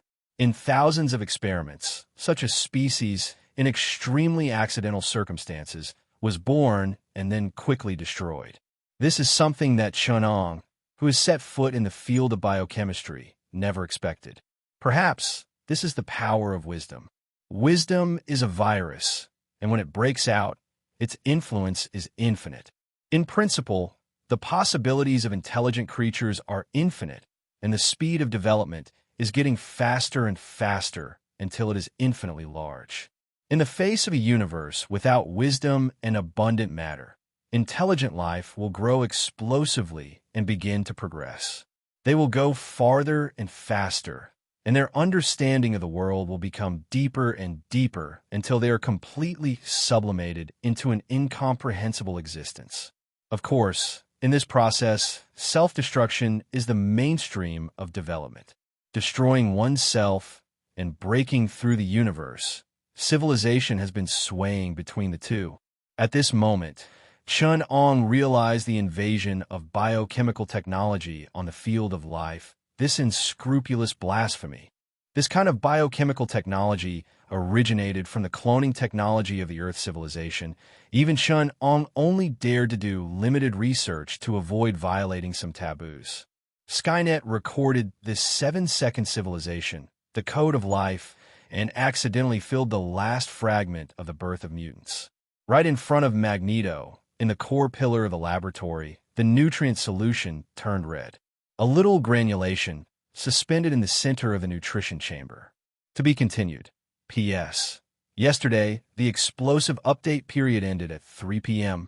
Because of some matters the day before yesterday and the week outline, the update was delayed by 3 chapters. This will definitely have to be made up for, but recently, the outline really needs to be sorted out and the quality needs to be restored first. In addition to today's 1 chapter, the future updates should be about 5,000 to 6,000 words every day, that is 2 chapters. When the quality is up in the next few days, we will start to make up the 3 chapters that are missing. Chapter 108. Rex. Magneto's gaze followed the ubiquitous magnetic field and spread around. In this Skynet base, the metal magnetic field reaction is almost everywhere. The structure is closely arranged, and the atomic magnetic field has a subtle compound reaction, arranged into a compact structure. Magnetization, smelting, the new metal alloy structure involving electromagnetic and nuclear forces, makes the physical properties of the metals here seem somewhat incredible. With Magneto's level of material science, it can be clearly seen that this kind of material technology involving microscopic physical properties within the atom has brought metal materials to a new peak. The atoms bound by the internal magnetic field constitute the metal materials in Skynet, weakening the mutual repulsion between atoms. You could imagine the huge volume of steel that weighed dozens of tons. Due to the weakening of the mutual repulsion between atoms, its volume had shrunk by several times or even dozens of times. Its dense structure and strength were hundreds of times stronger. All the known materials on Earth were no better than pieces of paper in front of such a material with physical strength. Invincible materials, controlled to the atomic level of operational precision. Thinking of this, Magneto even felt a little panic. Most of the government armed forces on the Earth, in the face of the scientific and technological strength shown by Skynet, are really similar to a defenseless little girl. This kind of unsettling, overwhelming strength makes him a little overwhelmed. In the face of such a variable, where should the mutants' brotherhood that he led go? At the base core, a powerful magnetic field binding force controls a mass of blazing energy. The powerful energy distorts the magnetic field, and tens of billions of kilowatt-hours of powerful electricity are transmitted from the base core in all directions every minute and every second. The continuous extraction of deuterium from the sea provides fuel for this magnetic beam nuclear fusion energy core. Chun'ong followed Magneto's gaze to the core of the base, and the alloy wall in front of him slid silently, sending the nuclear fusion core of the Skynet base to the two of them. Magnetic beam field energy, such perfect magnetic field line control, was successfully replicated by studying your ability. It is just a small step in your magnetic field scientific research. It has broken through a natural moat in the use of nuclear fusion technology. This is talent. Mutants are God's favorite. As long as we take a small step forward, the world will become very different. Apocalypse. You are right about one thing. We mutants need to develop our abilities further. Abilities are a treasure trove, and their significance is not just for fighting. You have reminded me of a very important point. The mutants' special abilities can change the world. They have unlimited potential. The future is a world of special abilities, a world of science. Special abilities are our strength and also our brains. We should better understand them and make use of them. Magneto raised his hand, and a twisted magnetic field appeared in his palm. Some matter condensed from the air, and soon the hydrogen atoms in the air were extracted, then the oxygen atoms, a little electromagnetic spark, and the flames rose in Magneto's hands. The tumbling flames were bound in the magnetic field, and Magneto played with them in the palm of his hand. He sighed faintly. In the past, I did something wrong. Every mutant is a treasure. They need better guidance. And I'd ignored it. Just by looking at the problem from a different angle, things have become very different. Raging flames. The flame stuck to Magneto's elbow and rushed into the sky, turning into a huge spark. Just a pendant. Electric current. Lightning shuttled through his fingertips, following the flicking of his 5 fingers from the electric state, the photon state, the radiation state, to the electromagnetic wave state. Constant changes, and the manipulation of the energy form was handy. Like a tool. Movement. The powerful magnetic field accelerated the molecular motion in the air, and the hot plasma fluid shot out along his fingers, destroying the molecular structure of all substances in its path. This is the essence. Magneto straightened his back like a true king, levitating from the ground without metal armor. He raised his head and laughed into the sky. Temperature is just a manifestation of molecular motion. I am the king of the magnetic field. Electromagnetism is my crown. Light and shadow are my scepter. Radiation and wave state are my robe. I sit high on the throne of electromagnetism, destroy everything with motion and temperature, and create everything with metal and electric current. I am Eric, the king of Magneto. His white hair transformed into dark, and the wrinkles on his face were replaced by oily skin full of vitality. The time on his body seemed to flow backward, from an old man to a young man in the prime of his life. The young version of Magneto bowed gracefully to Chun'ong. Hello, young and wise king of gravity. We are so different, so we should unite. Magneto, who had awakened his own origin, was fundamentally different from before. He was not a strong man of steel, but the king of electromagnetism. Between atoms, the influence of magnetism was undoubtedly the strongest, 10,000 times stronger than the second strongest force, and gravity was the weakest, 10,000 times weaker than the weak force. The king of Magneto had the strongest control over atoms. Even the Black Phoenix, who had mastered the ability to decompose atoms, would be easily beaten by Magneto in this state. The electromagnetic force, which unified the 3 fundamental forces, was the absolute king of the microscopic world. Under the witness of Chun'ong, another world-destroying powerhouse was born. In the face of such a high-spirited Magneto, Chun'ong just sighed softly. You taught me one thing. IQ really has nothing to do with politics. It's hard to imagine that you still maintain such a naive idea. Chun'ong came to the nuclear fusion core and looked at the core that was glowing with powerful energy. This device could provide 40% of the electricity needed by the North American continent in a day. If this device exploded, half of New York would be turned into ashes. For the United States, the power would be no less than the explosion of 3 or 4 high-yield hydrogen bombs. Of course, it was clean, pollution-free, and radiation-free. I have no interest in building a colonial society of arcanists with you, and I don't think there is anything superior about an era ruled by arcanists.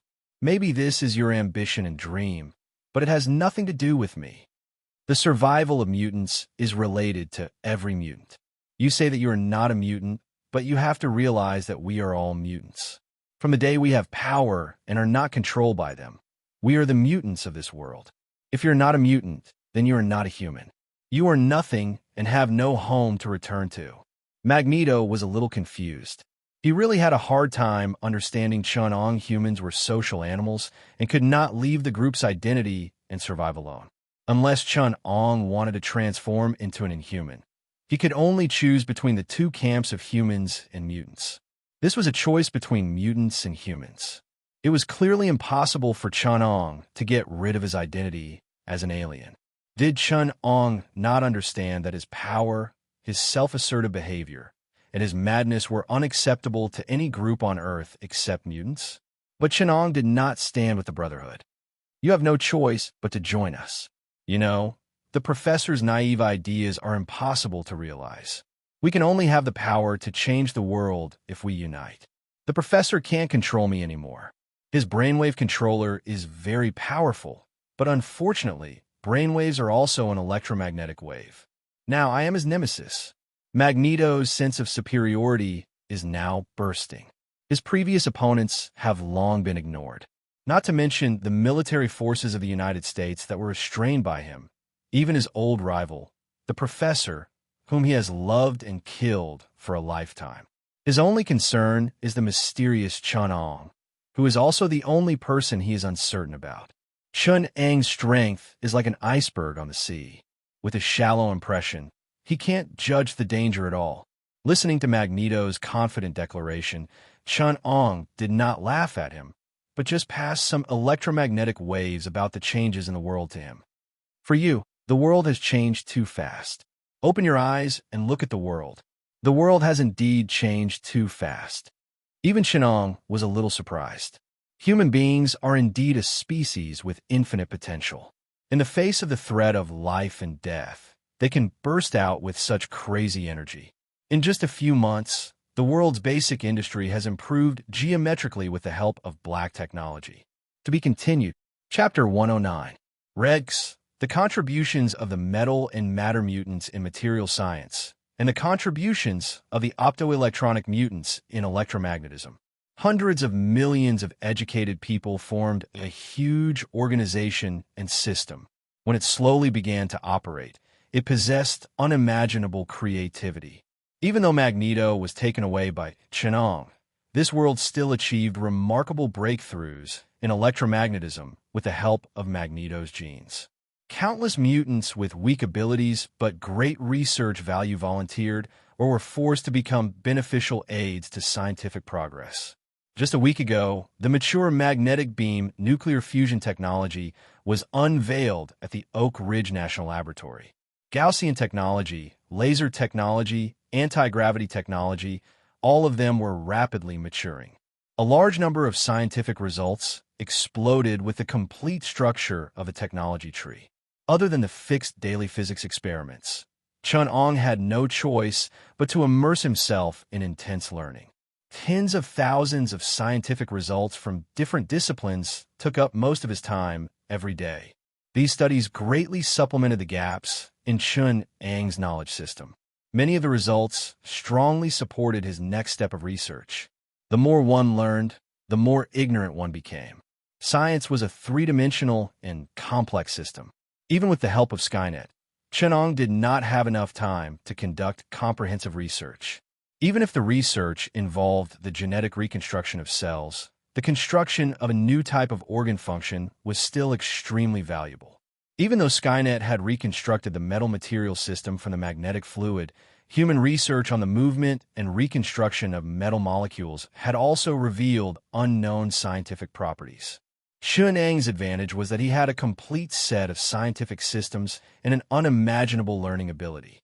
The complete exploration of the scientific system was the best way and nourishment for his growth and learning. If Magneto opened his eyes and looked at the world, he should be able to see the global war between Skynet and human biochemical technology. Human high-end weapons and the amazing progress of basic science will be able to see the powerlessness of the mutants in the face of the black technology that was even more terrifying than special abilities. Special abilities became the standard weapon of the cyborgs. Electromagnetism became a docile tool in the hands of humans.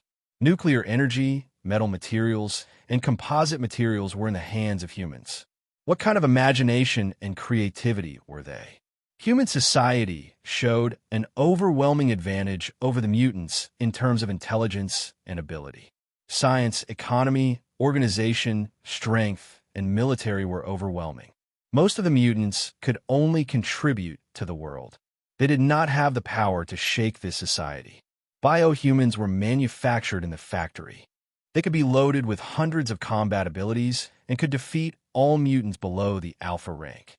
Biochemical prosthesis, cloning cultivation, large-scale equipment for the military and police forces, up to 33 types of abilities, and the support of biochemical technology and weapons. The Sky Eye system, the global magnetic fluid satellite network, and the collection of ground radars and surveillance from various countries have become a surveillance system second only to Skynet. It might not be as pervasive as Skynet's controllable material surveillance, but it was enough to monitor most places in the world. There was no place to hide. Nuclear fusion technology, photon information network, photon computer, space-based laser strike network. The Maglev aircraft, with its terrifying technological advancement, showed its crushing power and powerful integration ability to the mutants. During the period when Magneto left, the self-righteous mutants of the Brotherhood finally saw the power of humans. These mutated humans who thought they were nobler than humans were easily taken care of by a few newly armed police officers. Black technology was obviously more ferocious than abilities. Millions of armed military and police officers, the advancing black technology society, the mutants had become an increasingly important part of the world. But the power of humans, the rapid growth, and the abnormal strength made the mutants feel terrified. Every day in the Middle East, Siberia, and Mexico, humans in Skynet's low-intensity war showed the strength that made the most determined mutants tremble. In this era of intense change, any force that had a weak foundation and was unable to progress would be forgotten in the next second. Now, humans and Skynet were the main characters in this world. It was a world where humans and Skynet were the main characters. It was a world where artificial creatures had undergone great changes and human technology had advanced. The mutants' movement had long been forgotten. Although it had only been less than 3 months since it left, no one thought that these screws placed in the human system could do anything great. Perhaps some of the Alpha and Omega-class mutants still maintained their unique status, but the mutants of lower levels were no longer seen as alien. Their abnormal appearance was forced to be treated, and their genetic defects were made up. Just like the heterochromatic pupils, their small abilities could only become an interesting personality, but they had lost the ability to shake this society. No one thought that these abilities that could be bought with a little money were special. Humans were really a forgetful race. Not long ago, the young man who was at loggerheads and clamored to kill all the mutants was now excitedly buying a cheap prosthetic from a gun shop, such as a glove that could move objects and an earring that could communicate with others. These incredible changes shocked Magneto. He murmured, "What happened? How could this be?" Obviously, humans are much more terrifying than you think. The power of science in this world is much more terrifying than the mutants. Abilities are no match for technology. Chun Ong sighed a little. When humans got serious, Skynet almost couldn't stop them. Although the potential of technology has been accumulated for so many years,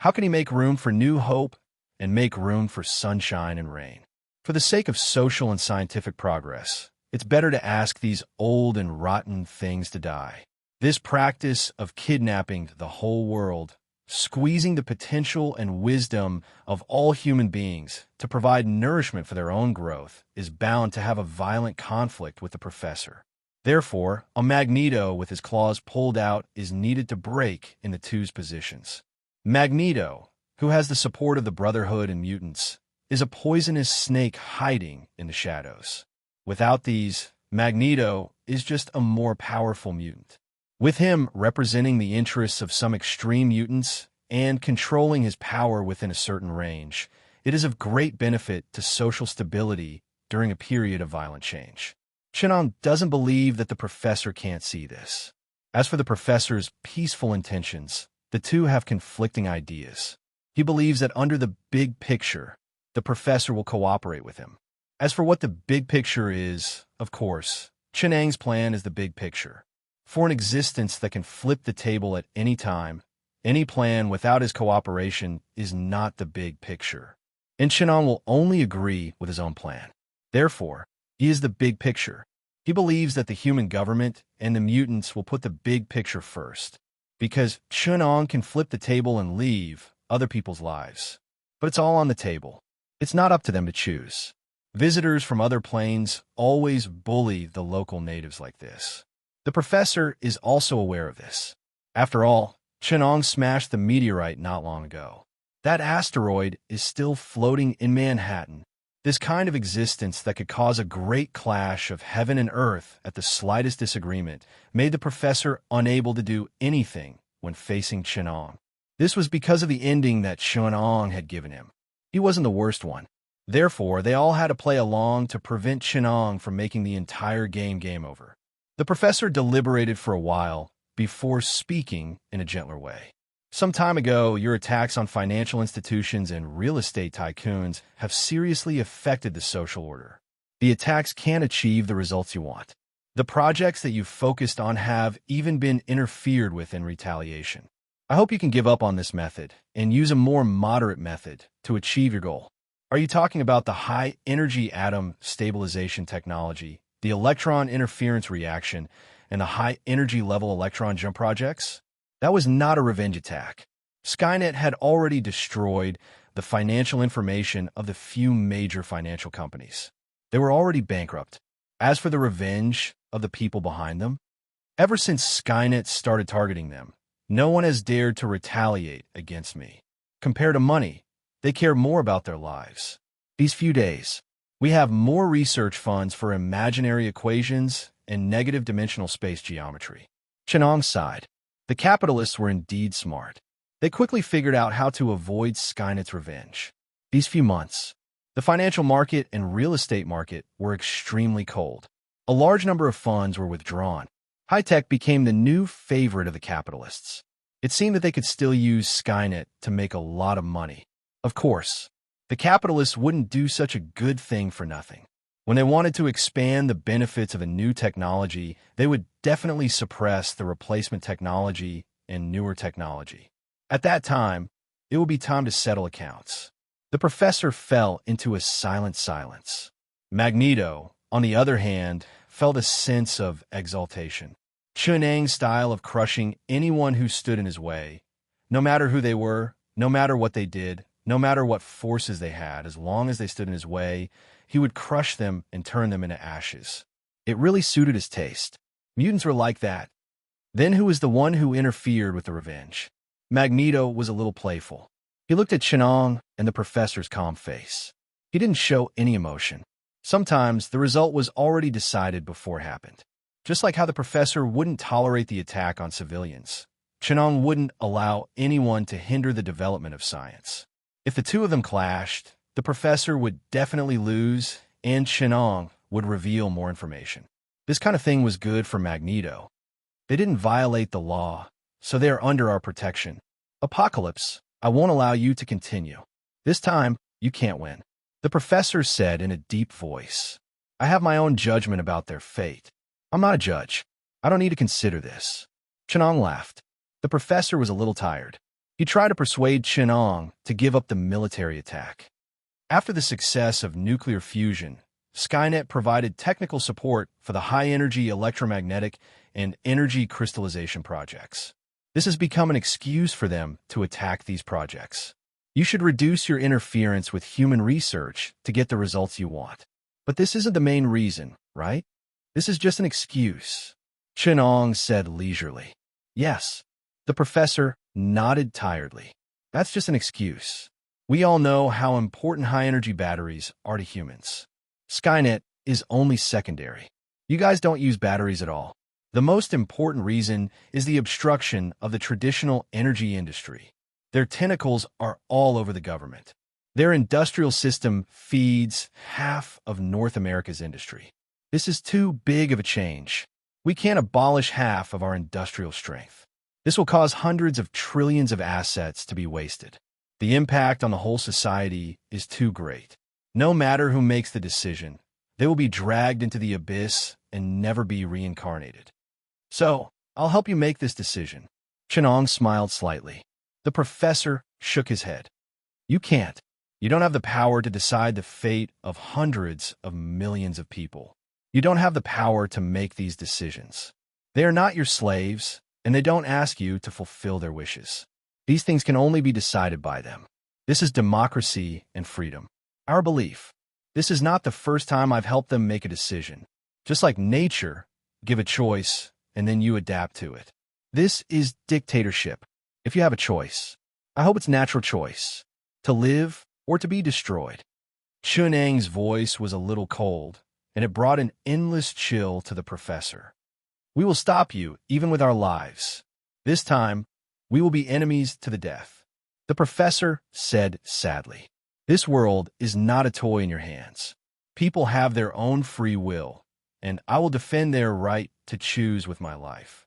In the name of the professor. Not necessarily, Chenong said slowly. Some choices you can only adapt to, and you can't stop it.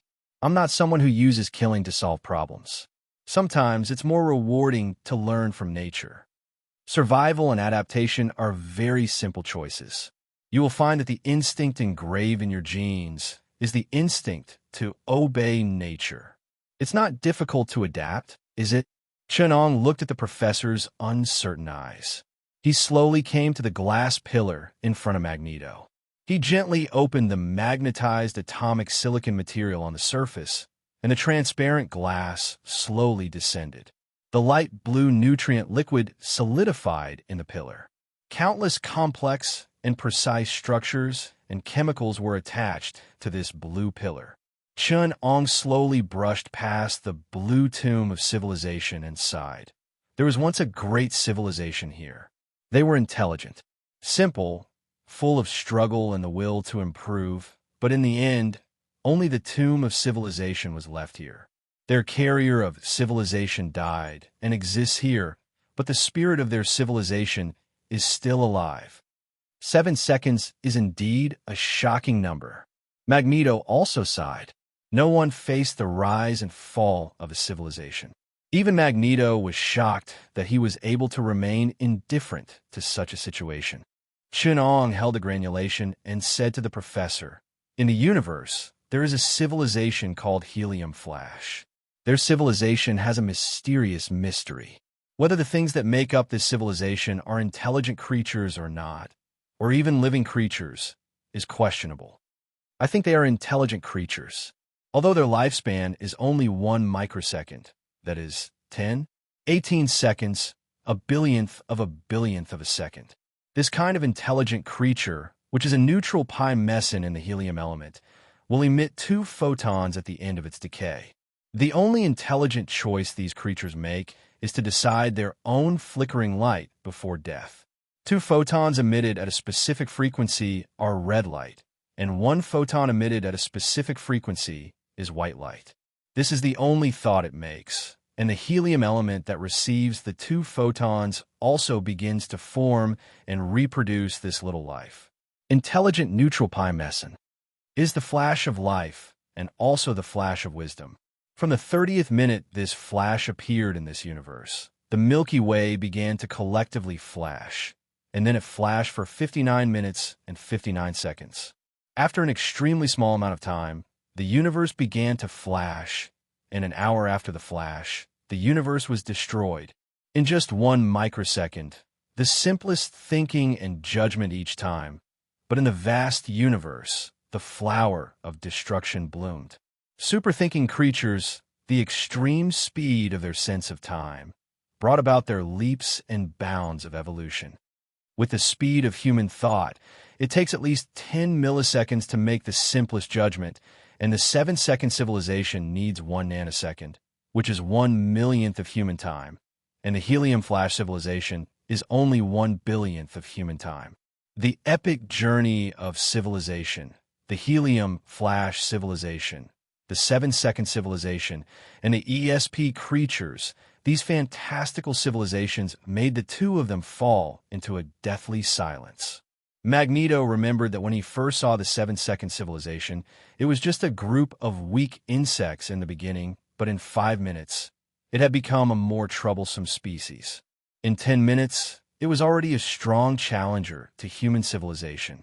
When the end of the world came at 11 minutes, 33 seconds, these small creatures of civilization had already brought a sense of danger to Magneto. After conducting a major experiment related to the development of civilization, the 7-second civilization, which tried to reorganize itself into a collective consciousness, fell into a biochemical disaster.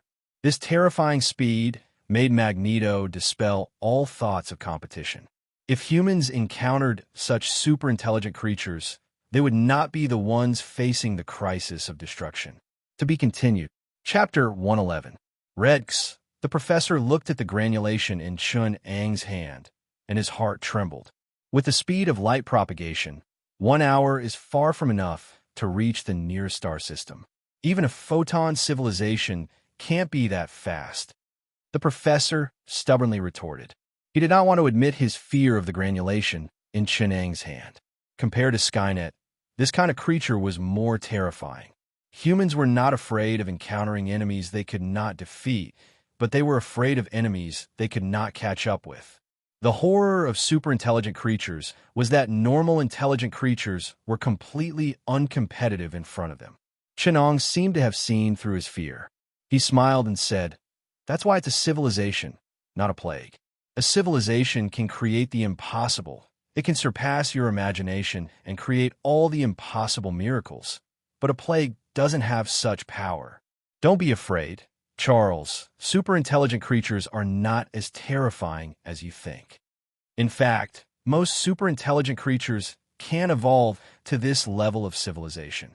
I know of several superintelligent civilizations, except for the helium flash civilization's microsecond thinking. Most of them are only 1,000,000 microseconds or even nanosecond civilizations. The end of civilization is either evolution and sublimation or destruction. We can't imagine a sublimated civilization, and very few civilizations fall before sublimation. Most superintelligent civilizations are just an insignificant passerby in the progress of our civilization. Before we discover it, there may be countless such civilizations, rising and falling, born and destroyed. They may be around us, born and destroyed in the blink of an eye." Chun-Ang sighed and said, "This is the elegy of civilization. A superintelligent civilization that can pull the universe into nirvana is a shining miracle, and also they're epic. Such miracles are too few. In the entire universe, there are too few superintelligent civilizations that left a mark on the normal speed dimension. So you don't have to be afraid, because fear is useless. A civilization is born under the combination of superthinking speed and the chaotic intelligence mechanism. It's not something that can be dealt with by understanding it." The professor came in front of Chun-Ang and looked at the twisted granulation in his palm. He looked at this creature that inherited the core spirit of the superintelligent civilization. No matter what template Chun-Ang used to shape a civilization, it would be a deadly enemy of mankind. Is this the relic of the 7-second civilization? Chun-Ang shook his head. No, the 7-second civilization is their soul. The genetic code, created by biochemical technology and loaded with the primitive genes of Earth, were originally biochemical weapons that I produced. However, the 7-second civilization endowed them with a soul. From now on, they're no longer weapons, but a civilization. How long does it live? The professor looked at the flesh that was still twisting. Chenong gently placed the meat sprout into the culture tank. In an instant, on the culture medium, an enormous fungal carpet extended outwards. In the blink of an eye, the granulation's volume expanded several 100,000 times. A distorted ball of flesh appeared at the center, throbbing like a heart. Its lifespan is infinite. It will not age, nor will it die. As long as civilization exists, it will still exist. However, for the individual that formed the civilization, the superintelligent life form, even if I tried my best to extend its lifespan, it would only last for 3 minutes. That means the core cells only have a lifespan of 3 minutes. However, the other dormant cells could survive for 3 years without affecting their functions. This meant that this biochemical civilization's metabolism was extremely powerful, even though it could maintain the conservation of matter in its body. Although it could maintain the conservation of matter in its body, once it wanted to expand its population, it had to find carbon resources. Therefore, it is famine, the second emissary, a giant beast that devours the world, a civilization that is forever hungry. The professor sighed. You have released another demon, a hungry beast. The instinct to devour evolution, the instinct to survive, the judgment speed, intelligence, and biochemical technology. Mankind is at the edge of a cliff, and you have kicked it. War Skynet, famine mutants, plague and death have yet to descend. Human civilization has done its best. What you're doing is meaningless. We are already in danger. High speed is dangerous. Only by going faster will we be safe. The mutants' thinking speed is 1 nanosecond, 10 million times that of humans. Compared to them, you are still not fast enough. Now make your choice. Survival or destruction. If you are not fast enough, do not let the mutants catch up to you. It is very dangerous for you. Within the twisted meatball, a creature that resembled an arthropod scorpion emerged. It brandished the 2 large pincers in front of it, and acid could be shot out from the front of the pincers at any time. Behind it, on its 2 tails, the radiance of plasma could be faintly seen. Facing the wind, the scorpion shook a pair of thin, elytral wings from its back. The 3 people in the laboratory stared at it with rapt attention. Even though they all knew that this biochemical beast was actually just a parasite and shell of a mutant, a true mutant should be a basic biochemical cell. When they saw the sinister giant worm and its dark compound eyes, the professor still couldn't help but record its image. Does it have a name? Magneto looked at the quiet giant worm, his eyes flickering. A name was extremely important to an intelligent creature. If possible, Magneto could also use it to do something. Chun-Ong looked at the giant worm and smiled. She is the queen of the Zergs, the eldest daughter of famine.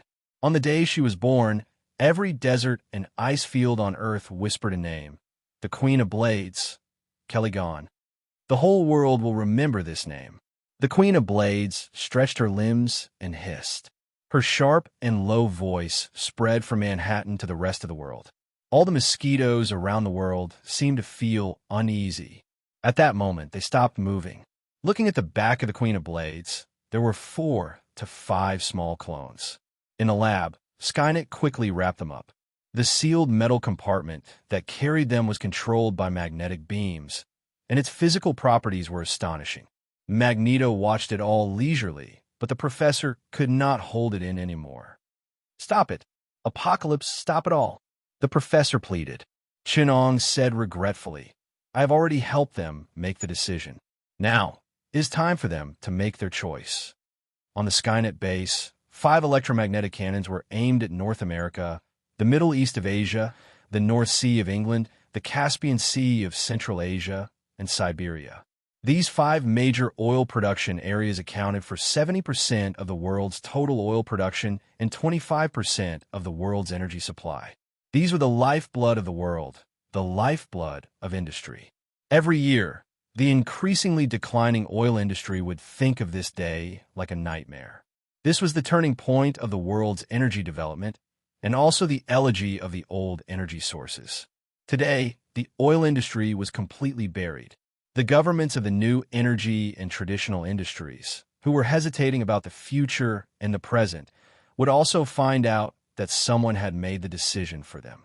The world's largest resource system, the one that supplied the lifeblood of modern society with energy and chemical raw materials, the energy system that allowed a nation to squander their wealth, the energy system that controlled war, politics, economy, and industry, including OPEC, oil futures, the oil industry, and more than half of the petrochemical industry, were swept into the garbage heap of history on this day.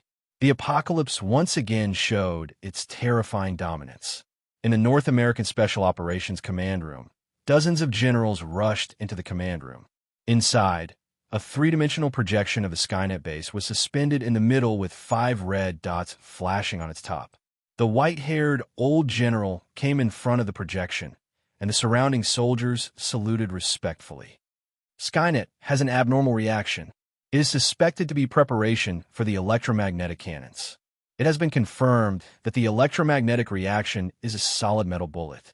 According to the opinion of the combat department, their target is our energy production area.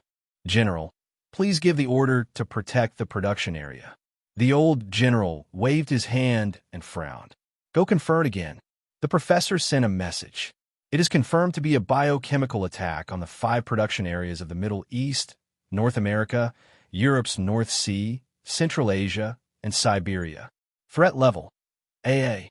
Do you want to deploy tactical nuclear weapons? Clone Army on standby. Apocalypse, Doomsday Strategic Ability, Squad, in position. Nuclear weapons in position. Electromagnetic strategic weapons in position. Space-based weapons in position. Directional energy weapons in position.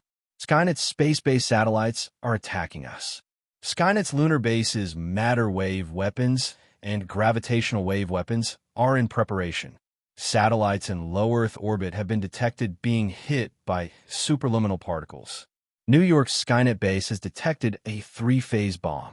Dimensional weapons are moving. Skynet has sent us a warning. The command room fell silent. Looking at the launch preparations in Manhattan, the general's orders had not been issued.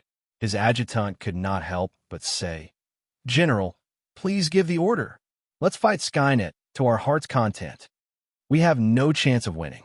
Pass my order, give up the interception," the general said calmly. "General," the adjutant said unwillingly. "For America, go," the general roared. On Skynet's base, the electromagnetic generator vibrated slightly. 5 metal bullets were released from the magnetic field and fired in all directions at a blazing speed. The metal bullets traveled along the Earth's magnetic field at a speed as high as Mach 95, making it impossible for any fighter or missile to react. The first to arrive was the electromagnetic cannon of North America.